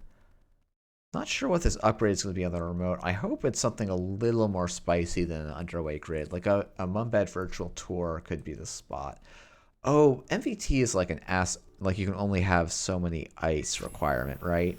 So maybe that's why we're seeing some stuff like this underway grid. Um, scored Astra with Psycho, then scored Utopia Fragment with the other Psycho. Interesting. Okay, so here we see Data Sucker dropping a card down, or dropping the strength. Um, whoa, whoa, how are we installing that mid-run?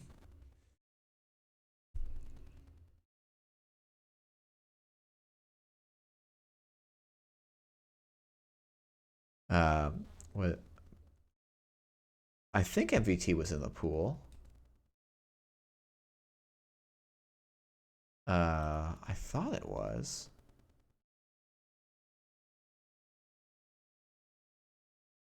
Oh, maybe yeah, no, MVT is in the pool. It's right here. It's right here, Vale. Get your act together. All right, now we're seeing some exclusive parties. That's the first exclusive party. It's unusual. I mean, I guess it's the same thing as drawing, right? So, all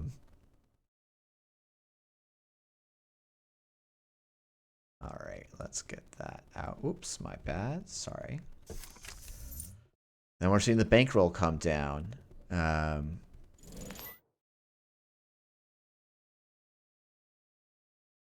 You also spent influence on Gatekeeper. Oof. That's rough. That's a rough one.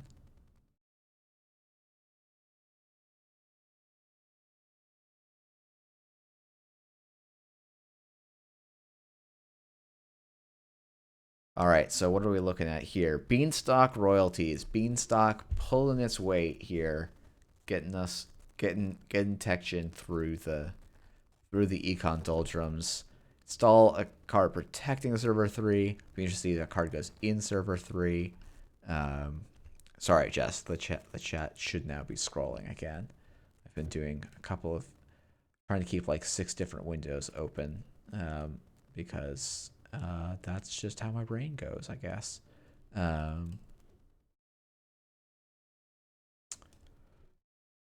All right, so still trying to think about this last click. Install in server 3 is definitely risky with Parasite. Sorry, not Parasite. Data Sucker sitting. Guessing asset on this. Seeing a DPS. You can maybe actually let this DPS live. You don't have, but you also have the Faust to go and challenge it.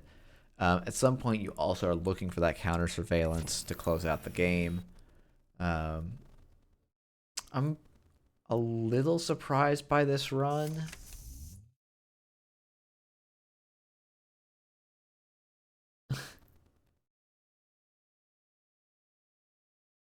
Okay. Let's learn to use Parasite. We'll get there, or Faust, but I'm sure the interface is no help here too. So definitely no shade here, despite my statement being shade. Interface mistakes are totally understandable. So,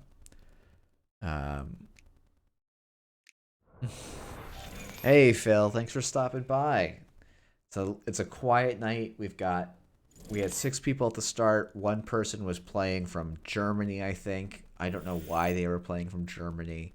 But anyway, they went to go and do some essays. So we've got 5 people left. We're on round 2 because we're flying through this tournament because everyone's playing some great games. Oh, the German player's still in. Oh yeah, you're totally right. I thought Deer was German. I keep thinking Deer is German as well, but I don't think they actually are. I think I just have them geographically wrong. Okay, self-protecting code wall doesn't really do anything. Yeah, I do think you're not like. Yes, you don't want to lose the credits to MVT, but you can also get them back. You'll get credits here. You'll get some bankroll money too. I think this archives run is a bit of a bait. Deers from the States? Oh my goodness, I'm just making a fool of myself tonight. I mean, I'm constantly making a fool of myself, but especially with this, so.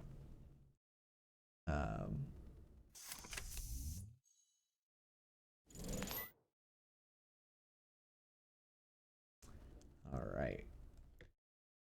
So, sorry, I'm not doing my job of narrating the game. So we ran archives. We're running HQ. We can't bypass the Excalibur because of the underway grid. Chef's kiss. I mean, look, I don't think underway grid is ever worth putting in a deck, but this is, I will admit, a very funny scenario. Oh, thanks. Well, Tableau, thanks for coming by. Thanks for playing. And congrats on being another one of those late stayer uppers. Whereas me, I sometimes go to bed at uh, at 9:30 because I'm apparently too old at under 30. So yeah, 1/3 of this tournament is from Europe. That's very funny to me. You guys, I say this in jest. Get your sleep schedules in order. Oh yes, thank you. Saw Toll Booth in HQ. Um, Definitely difficult for Techgen here. Toll Booth does need to end up somewhere. This Endless Eula is going to do a ton of work on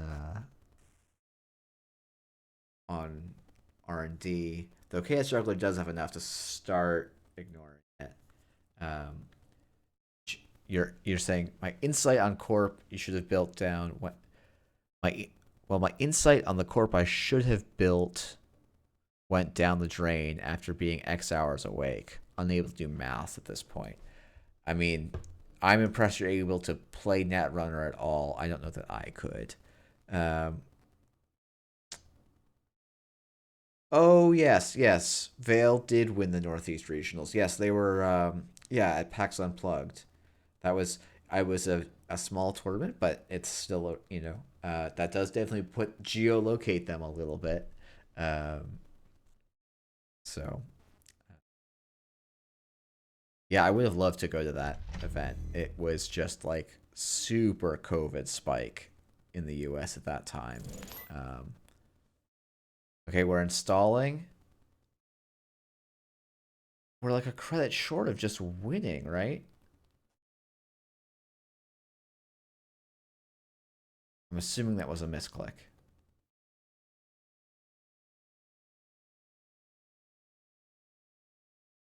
Um,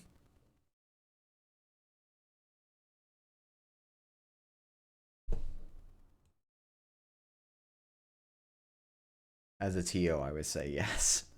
Yeah, no, I mean that's just an unfortunate interfacing. Uh,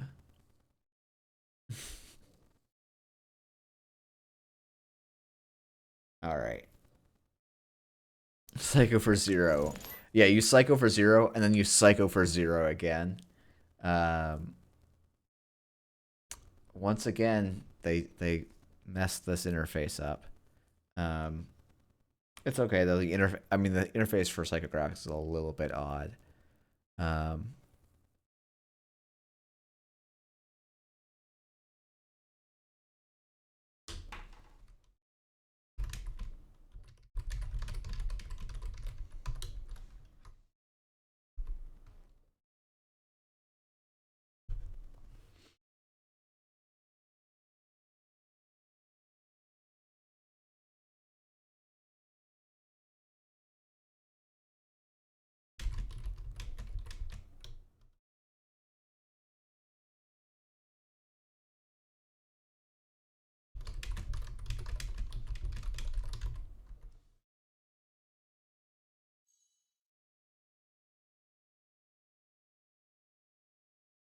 oh, I think TechGen was trying to put 13 counters on this card, instead of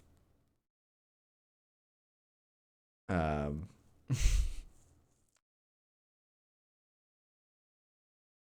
instead of because yeah, it's like misinterpreting the X cost, which is like totally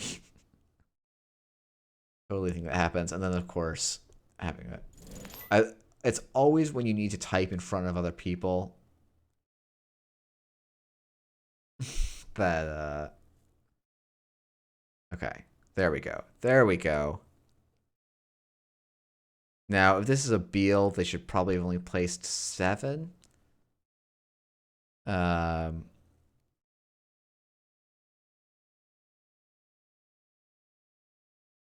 yeah, but that's okay. They probably have breaking news in their list, and so they can just play for getting the breaking news. Um, just click for 3 credits, hope that they draw out the breaking news and that it stays in HQ. the anti-bypass tech is kind of funny here. I think you just data sucker Faust your way through here. Um,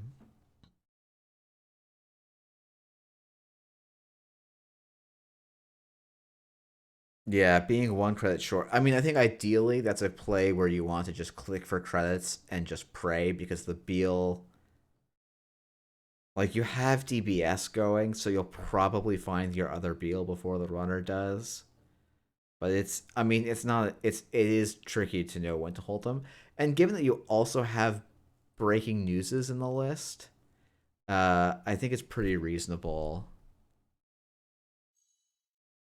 Oh yeah, you take 1 credit and then you psycho and you win the game. Oh my goodness. Well, yeah, I missed that line too. Um, okay, well, hope TechGen will have some replays, and we'll know about that next time. Yeah, no, it would have just been install Beal, click for a credit, and then you would have psychoed for 9 and won the game, right? Because it would be 1, 2. It would be no, you would have psychoed for 8. Excuse me. But that would be one more agenda counter than that was there. So that's enough to win the game.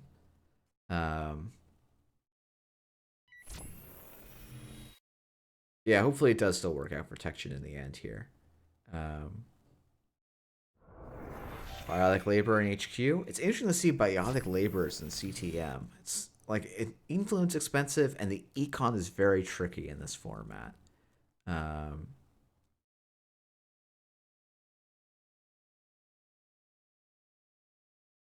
Also, I will say we're now in the place where Desperado would be better than Paragon.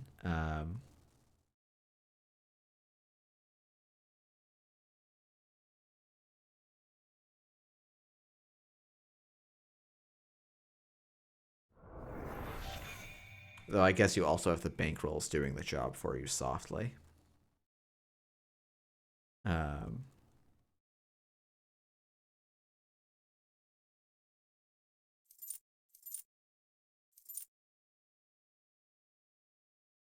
All right, so this is all about the 2 ones that may or may not be in the deck, and I could look it up to see if they are in the deck, but I feel like that's cheating, and we will just be in this together, trying to figure it out. So,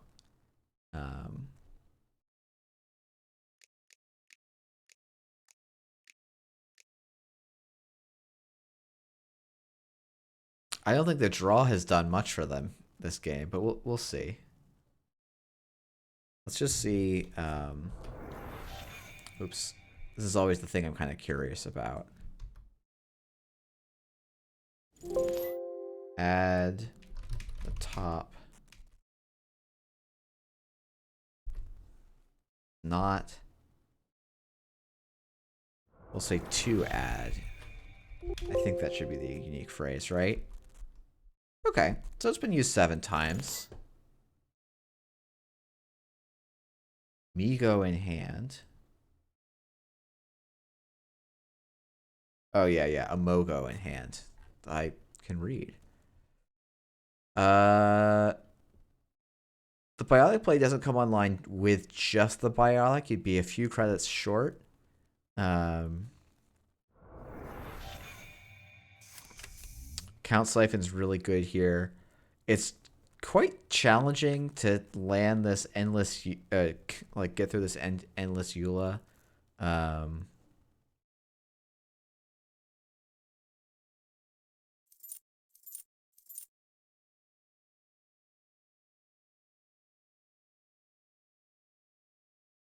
Yeah, post Siphon here, things are looking pretty good for Chaos Juggler. Does feel bad now for Techjin that she missed the win.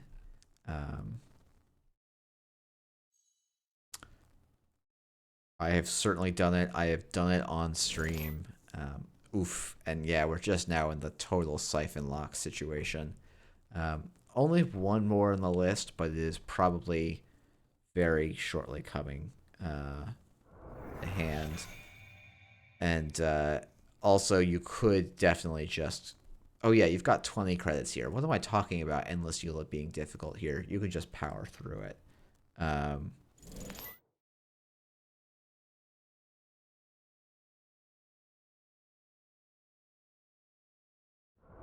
yeah, it does really stink. And then, yeah, this is going to be the game, right? This is 20. This is literally seeing all of R&D. Um, yes, surveillance is a, speak of the devil. This is a counter surveillance list. Um,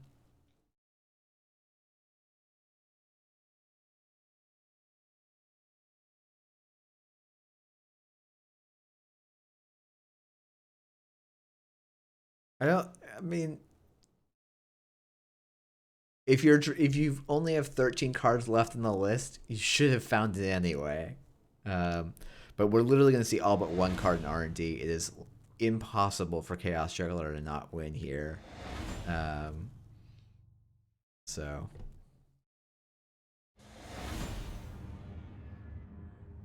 yeah. All right, so Chaos Juggler gets the sweep.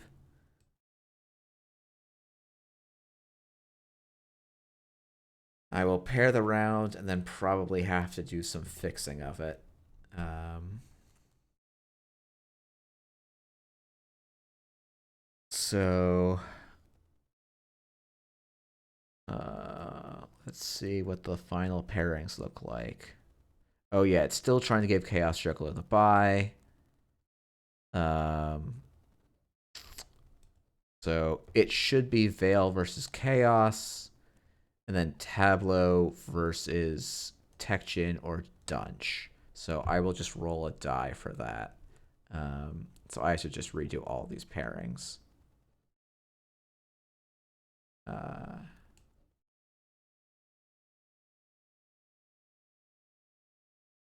all right, let's just get these pairings done. Okay, table number 1 is going to be Veil versus Chaos Juggler.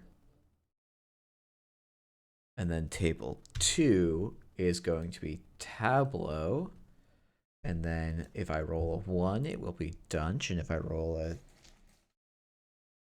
2 or a... Sorry, if I roll an even, it'll be Dunch. And if I roll an odd, it will be Tekjin. That gets the bye. And then I immediately rolled it askew.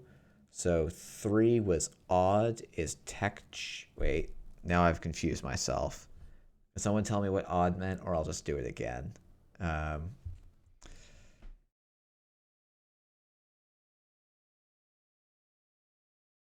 Dunch, if you want to take the bye, I'm not going to protest too much, but totally up to you.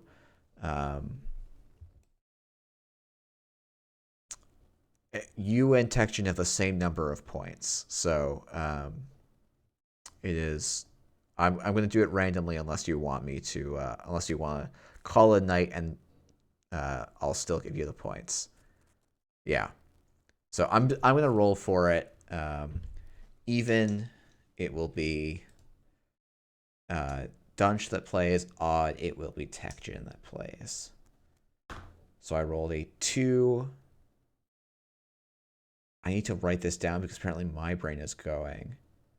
I believe even I said Tekjin was playing.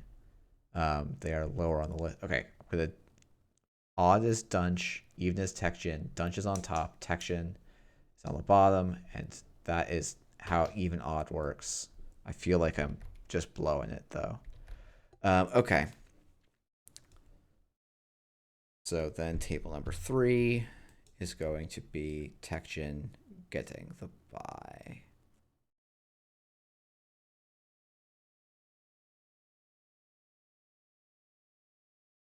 Do the pairings.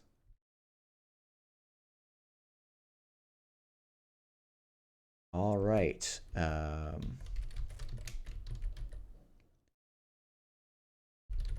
Yeah, I feel like I rolled a bunch, confused myself, and then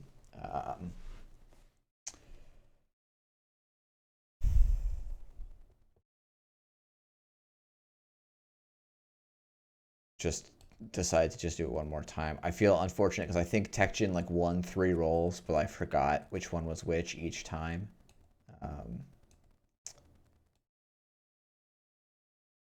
So anyway, but final round is up. We will get the standings up, and it is going to be between Vale and Chaos Juggler for first place. Let me pull these in. We've got Liza and CTM, both undefeated. Vale submitted earlier, which is why they have 15 points. And then we've got, yeah, Chaos Juggler versus Tableau and TechGen. Hey, Ginevra, thanks for stopping by. Hope you enjoy the stream.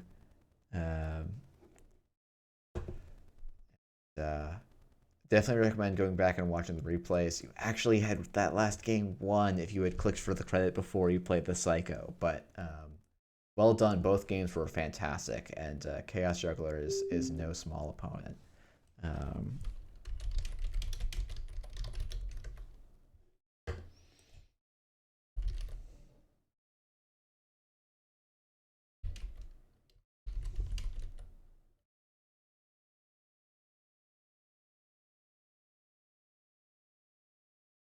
You know, Ginevra, it's totally okay that you haven't used Psycho before. I was talking about how you've started playing fairly recently and are playing one of the most challenging. I keep doing single-sided Swiss timers. Ugh.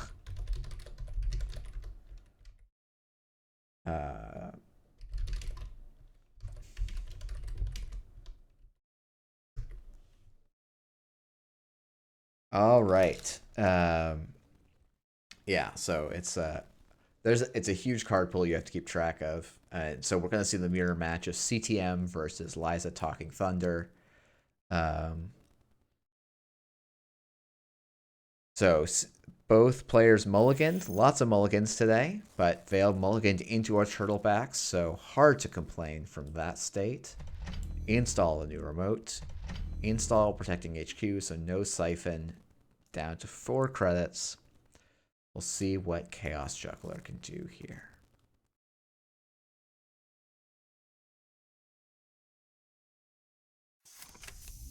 See, bankroll, run R&D. Seems pretty good. Yeah, bankroll is actually really nice for Liza now that I think about it. Because you're avoiding closed accounts, and that's like a huge deal. Where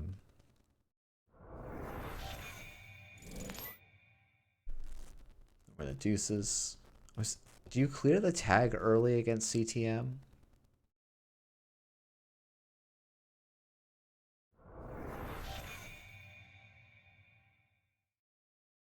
I feel like you maybe could, but... Alright, we see a DBS res. That's very nice for Vale here. Click to draw a card, new remote. And I missed, I'm sorry, because it's apparently getting late for me as we're approaching my bedtime, that there was a Rashida trash last turn. So install a Paragon, res and Amani Sanai. Beautiful. That's what you like to see.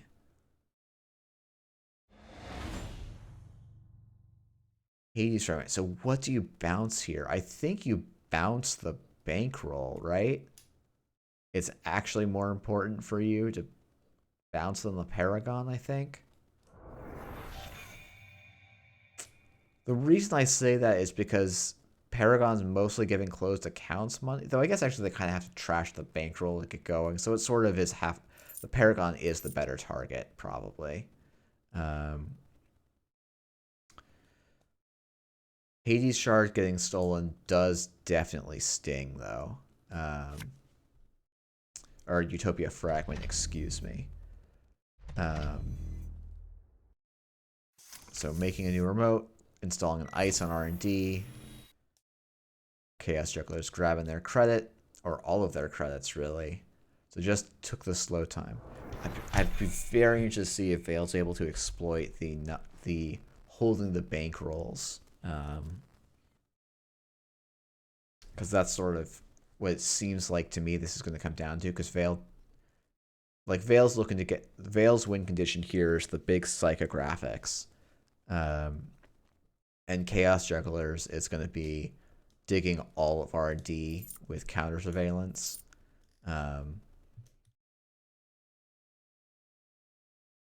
And so it's a game of who gets to their condition first.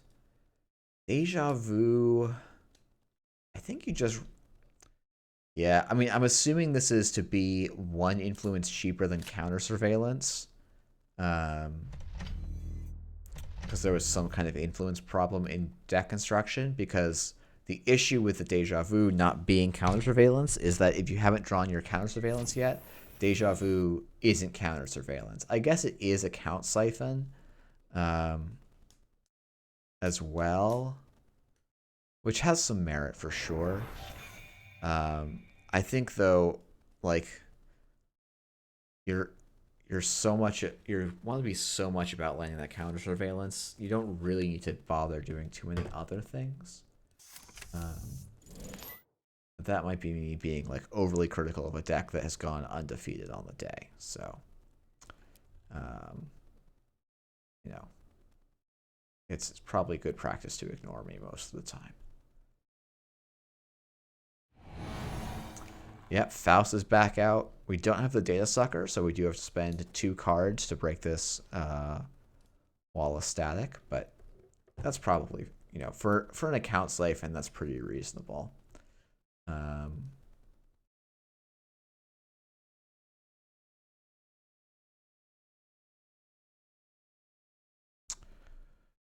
So we're going to accumulate a lot of tags quite quickly, but not actually accumulate that many credits, because the Wall of Static was a lot of the actual credits gone.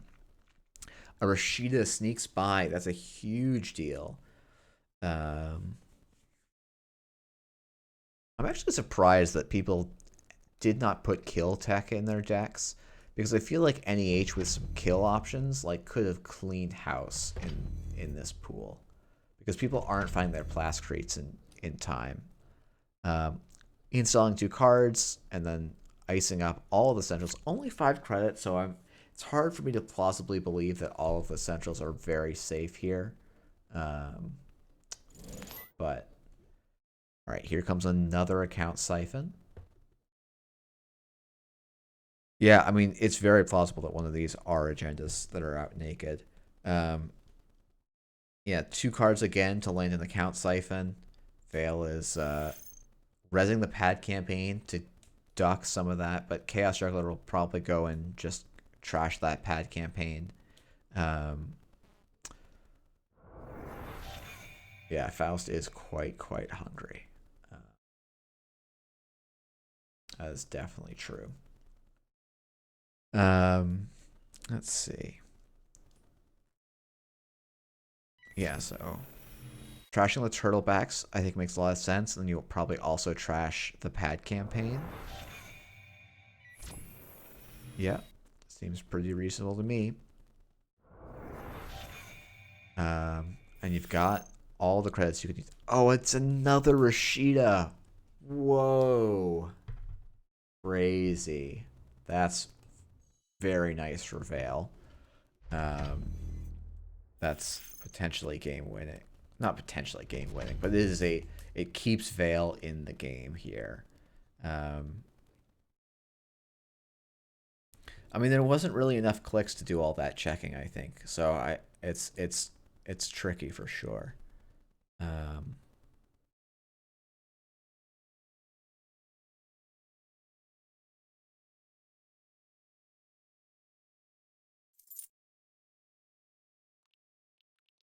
All right, don't have another card to install, which makes this turtlebacks a little bit odd to me, but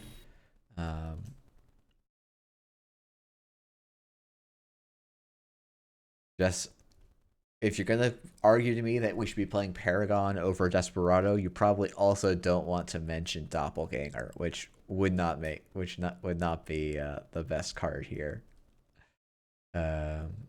I definitely can see why it would be favorite, but not sure it should be. Oh, excuse me. Man, can you imagine Doppelganger if it was um, every time you make a successful run, if this run was not initiated by Doppelganger, you may make another run. So it actually is Desperado, but like just runs instead. Um, that would be pretty funny. All right, Turtlebacks. Crash that. So I think the biggest thing you're worried about here as Chaos Juggler is accidentally stealing a Exploded Palooza that you don't want. Veil does have that DBS ticking the whole game, so they do have a decent amount of control. If they can make it to 13 credits and there's only one siphon left, so it's not implausible that they can get to 13 credits just by sitting there and clicking. Okay, they got a they basically zeroed out one bankroll. Another one gets played. We see more credits coming in.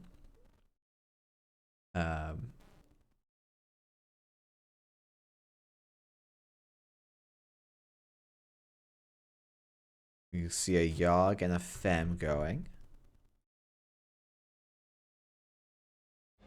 Astro and HQ, pretty darn good for a Chaos Juggler here.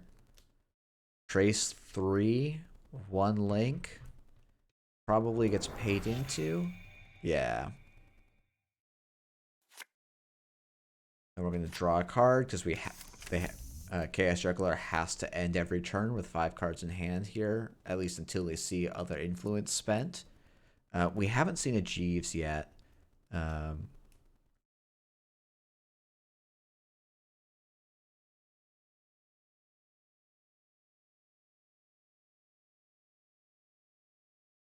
Yeah, I mean, with only, what I have to assume is only one counter surveillance in the list, just based on influence, right? 1, 2, 3, 4, 5, 6, 7, 8, 9. I mean, Jess, you know the list better than I do, but it seems like it's only on one counter surveillance potentially, because you want multiple Fausts.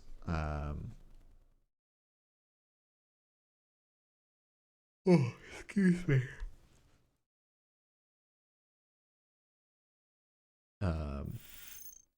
Yeah. Oh, a Sansan res. Sneaky, sneaky. Um, yeah, Veil just. I mean, now all the account siphons are down, so it's just got to be some clicking for credits. And 2 bankrolls are down, so if there's a second close accounts, which I think you could pretty easily justify, Veil could be in a good spot. But yeah, with 1x counter surveillance, there's only like a 50-ish, a little bit better. Maybe, I guess it could be as high as 2/3 here. So I don't think we filtered quite that much with the Paragon.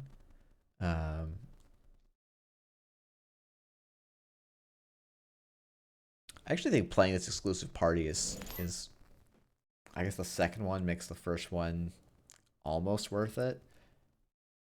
When you're trying to like keep a hand size up, I don't know, but a little surprised to see no run on R&D. I'm not sure what at 2 credits is threatening you here.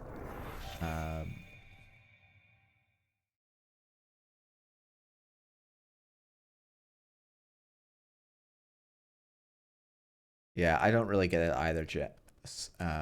Because if you steal an agenda, you win the game. What was this last click? It was exclusive party number 3.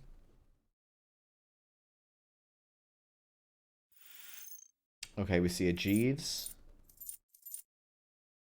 Okay, so we're Jeeves campaigning. Probably gonna go and got. I got an exclusive party going. Just got all of our invites to this exclusive party.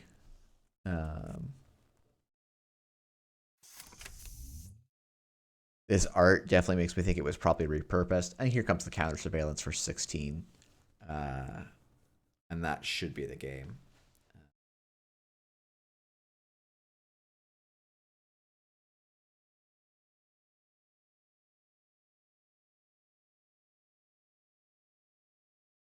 Pretty wild if it's not the game.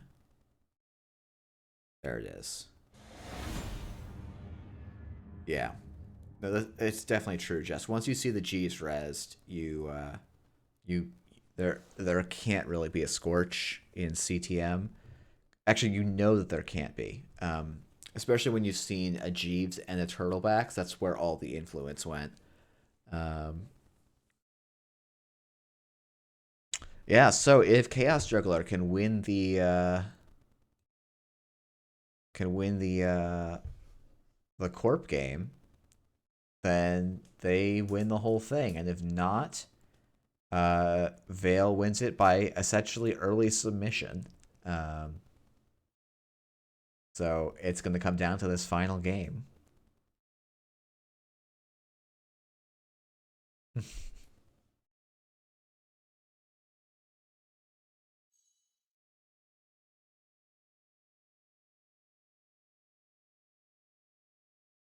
So a nail. I mean, usually the last round should be a good nail biter most of the time. So, um,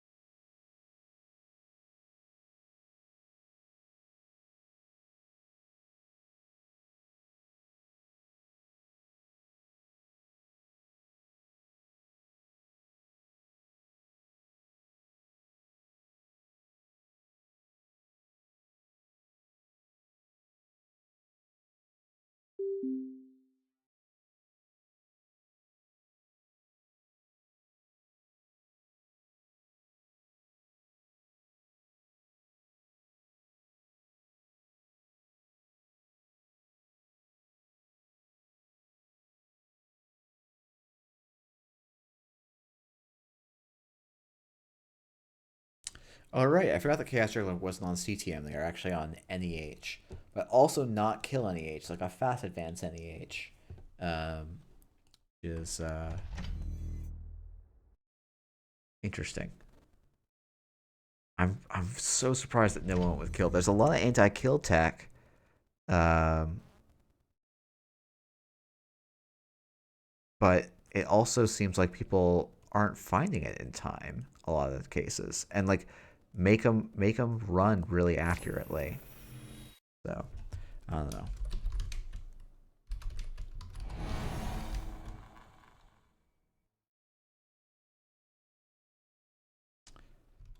Okay, we see paper wall. Beautiful ice. Um,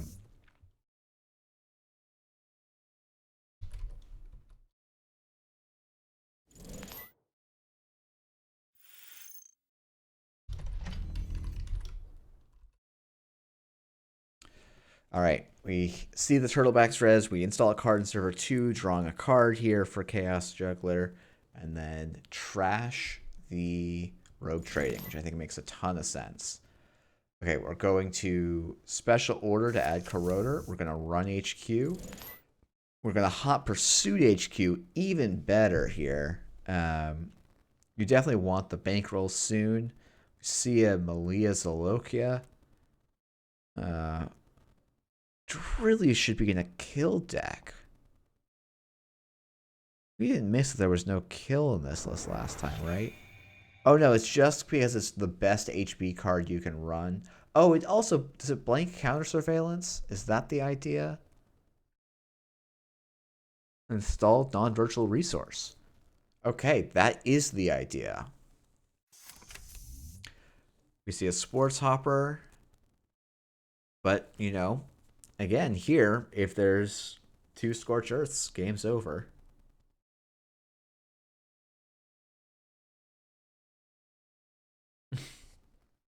Yeah, I mean, you kind of have to pop it there early as Vale. Uh,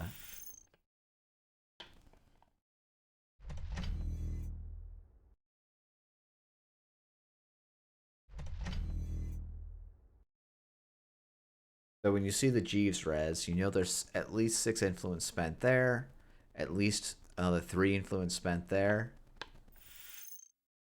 Um,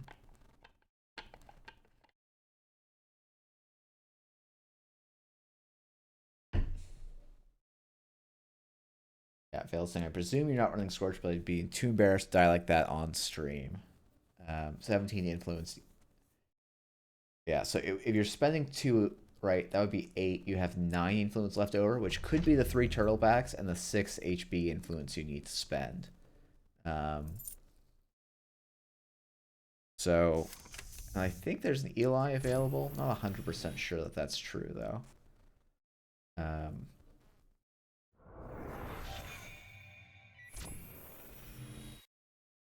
Miss Bones continues to kill it in this asset-heavy format. Who would have thought a card that clicked for 10 credits would be good? Don't know what FFG was thinking with that one. Don't know why it had to be 10 rather than 8. Rather than 6 even. Click for 6 is still really good. Breaking news. Okay, what's going on here? Are we just closing their accounts? I guess that was also maybe some Scorch. Alright, just taking some money. We'll see if Chaos Juggler goes to trash it here. I feel like you might trash... If you have the closed accounts, you'd be very there for Chaos Juggler. Yeah, Jess, it was definitely... I had sort of come back right around then.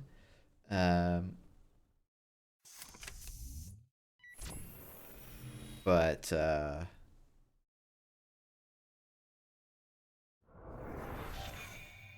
it was interesting to me that it took so a while to get on Miss Bones. I do think what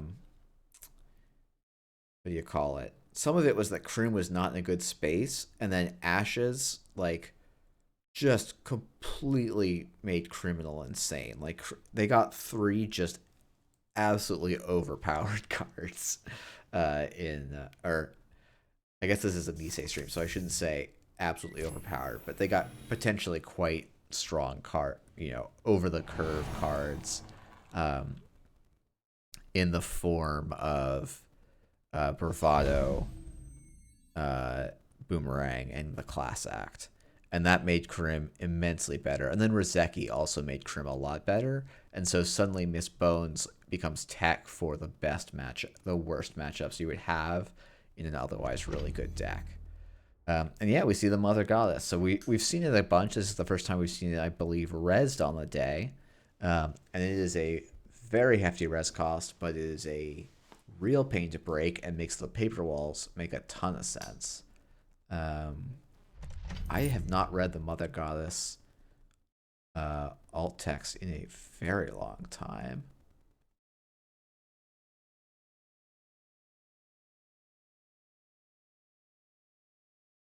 One thing that might be an interesting design space to explore is like a cheap God Ice, and like maybe that goes against the fantasy of God Ice, but like I'd be really interested to see like what a 2-cost unique God Ice could look like. Oh yeah, hey Janktivist. You're right. I forgot about another one of the absolutely overcurved criminal cards of Begalter. Yeah, wow. In the same set, Shaper got, I would say basically nothing, but basically they got to tread water, and Criminal just got a huge shot in the arm. I guess you play. This is like such a weird matchup where like that's true, Jess. Chimera is sort of like a god. It's a god like ice, right? Even if it's not actually a god ice. Fem on the Mother Goddess.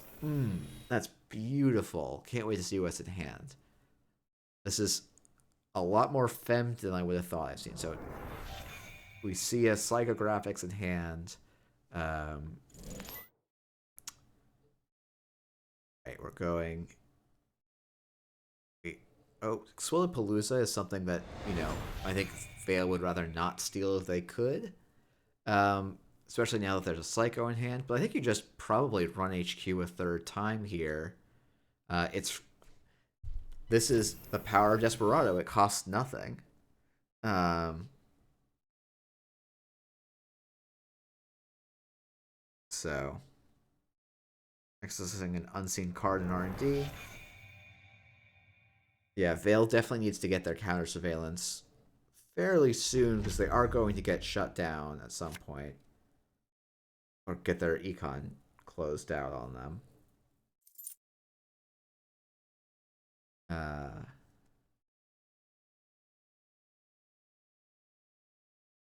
and actually, Vale really wants to be making runs on HQ or on like, huh? This is a weird run. I'm assuming it was meant to be server 6. Um,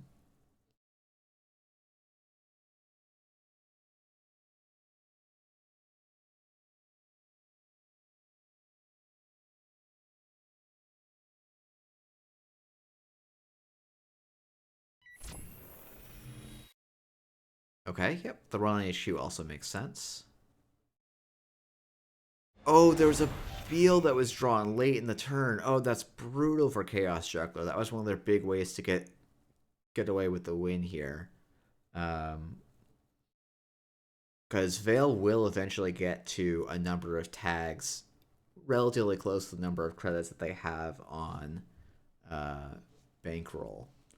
Um, Now, maybe Chaos Juggler's pulling the Mega Brain play of having a second Mother Goddess on R&D um, to just completely stuff, and that would be a very cool little trick. Um, and honestly, might be in this matchup the most important thing you could do, but you also have to put ice on HQ early, so it's tricky. As Vale, I think you definitely want to trash that. Um, I would just keep running HQ here, I think. Um, like the Sure Gamble doesn't. These credits I don't like because I actually would really prefer to keep the falsified because you can always name that pad campaign in the future. Like click for a credit, name the pad, and suddenly your econ gets back from the closed accounts because closed accounts does still ruin your day. Um, all right, so we're overwriting the Mother Goddess with a new piece of ice. Um, I think you still face check because there's no code gates that blow up your stuff. Um, and I don't think Merlin is in the pool, and Lancelot definitely isn't. But Vale's playing it really safe, grabbing the Gordian. Gonna cut that Gordian knot. Hits HQ. Sees the psychographics. Um, and then goes for the account siphon. Just trying to keep Chaos Juggler from having the credits they need. Mother Goddess, Excalibur, and Paper Wall. Wow, so they've drawn all of their ice effectively? Because there's only 9 ice in the list, and we've seen 5 of it. That's pretty wild. Um,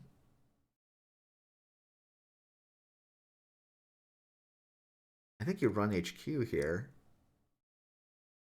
because they drew 2 cards last turn. Um, and you really need to find your counter surveillance soon because this match is rapidly becoming. Can you find the counter surveillance before they find closed accounts? Um,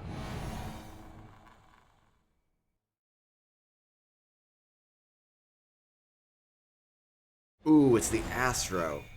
Oh, that's very rough for Chaos Juggler.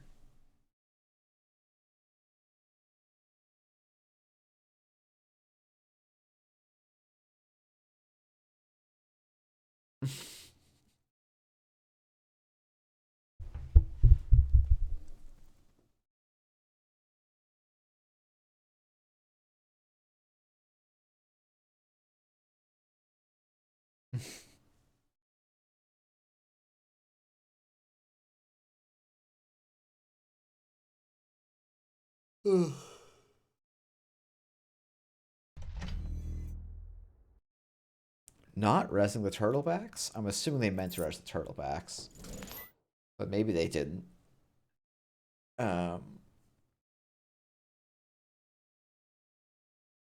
Yeah, I think as Vale, you real. I mean, I'm watching that R&D tick down.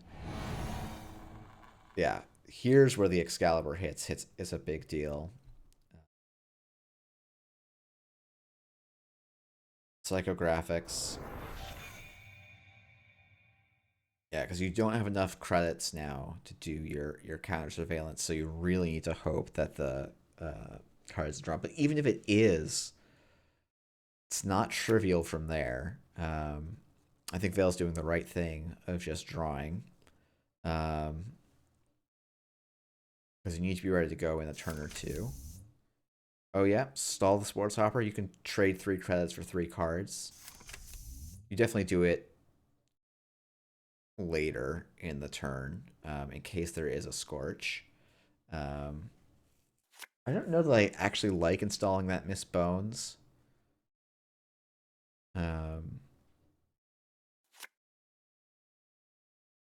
Because I mean, this game is 100% just about, as I've been saying continuously, close accounts. I think as Vale, you want to pop the. So actually, that's a Mother Goddess on R&D. Chaos Regular's got plenty of time here. And it is. Okay, it's a very nice play.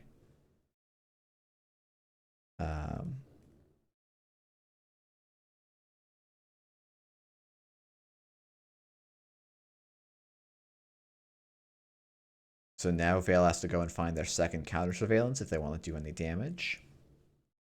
They've spent, let's see.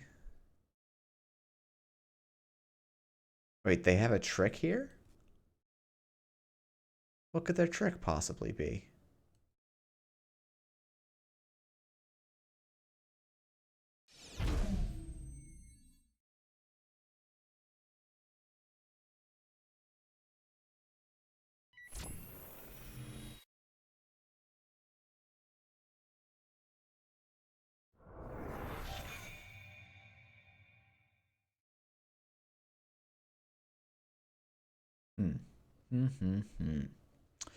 Yeah, so it's, I mean, it's all about finding another Fem, I guess, or just running once a turn. Okay, so the other option actually is maybe counter surveillancing HQ.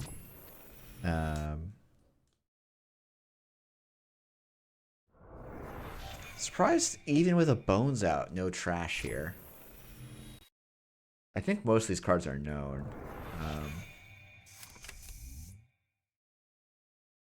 Yeah, and then counter surveillance HQ to try and grab points that are probably in there.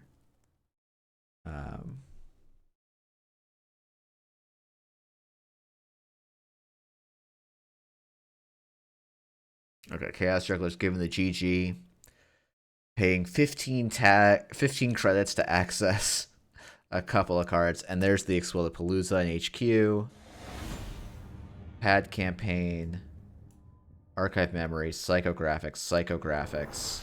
Yeah. Yeah, the Archive for Hedge Fund is definitely a signal that you're going for something. All right, so that's going to be that result. That was a runner split. And that is a win.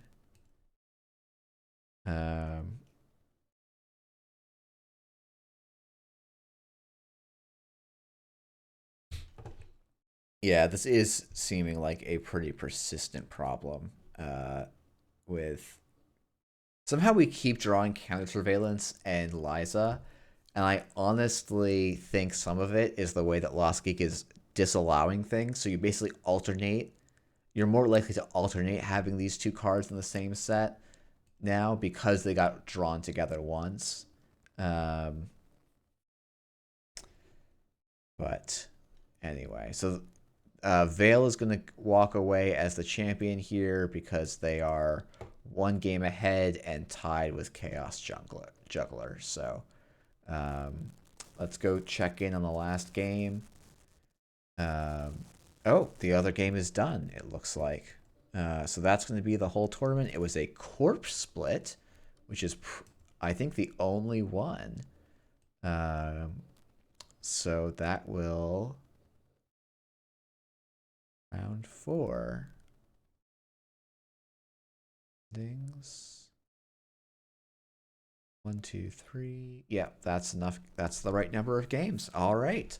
So, Vale Netrunner is the champion.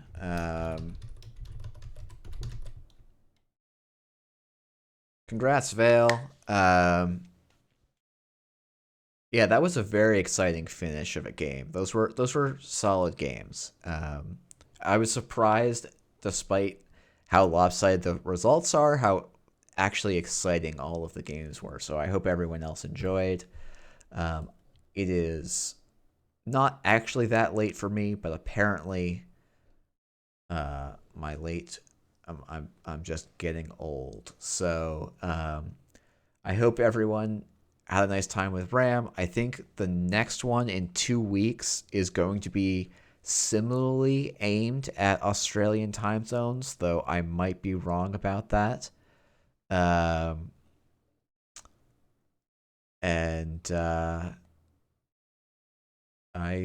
hope to catch y'all soon, and I will probably be doing some Ram draws on my stream because I didn't get to play in this Ram. So, anyway, have a good night and stay frosty.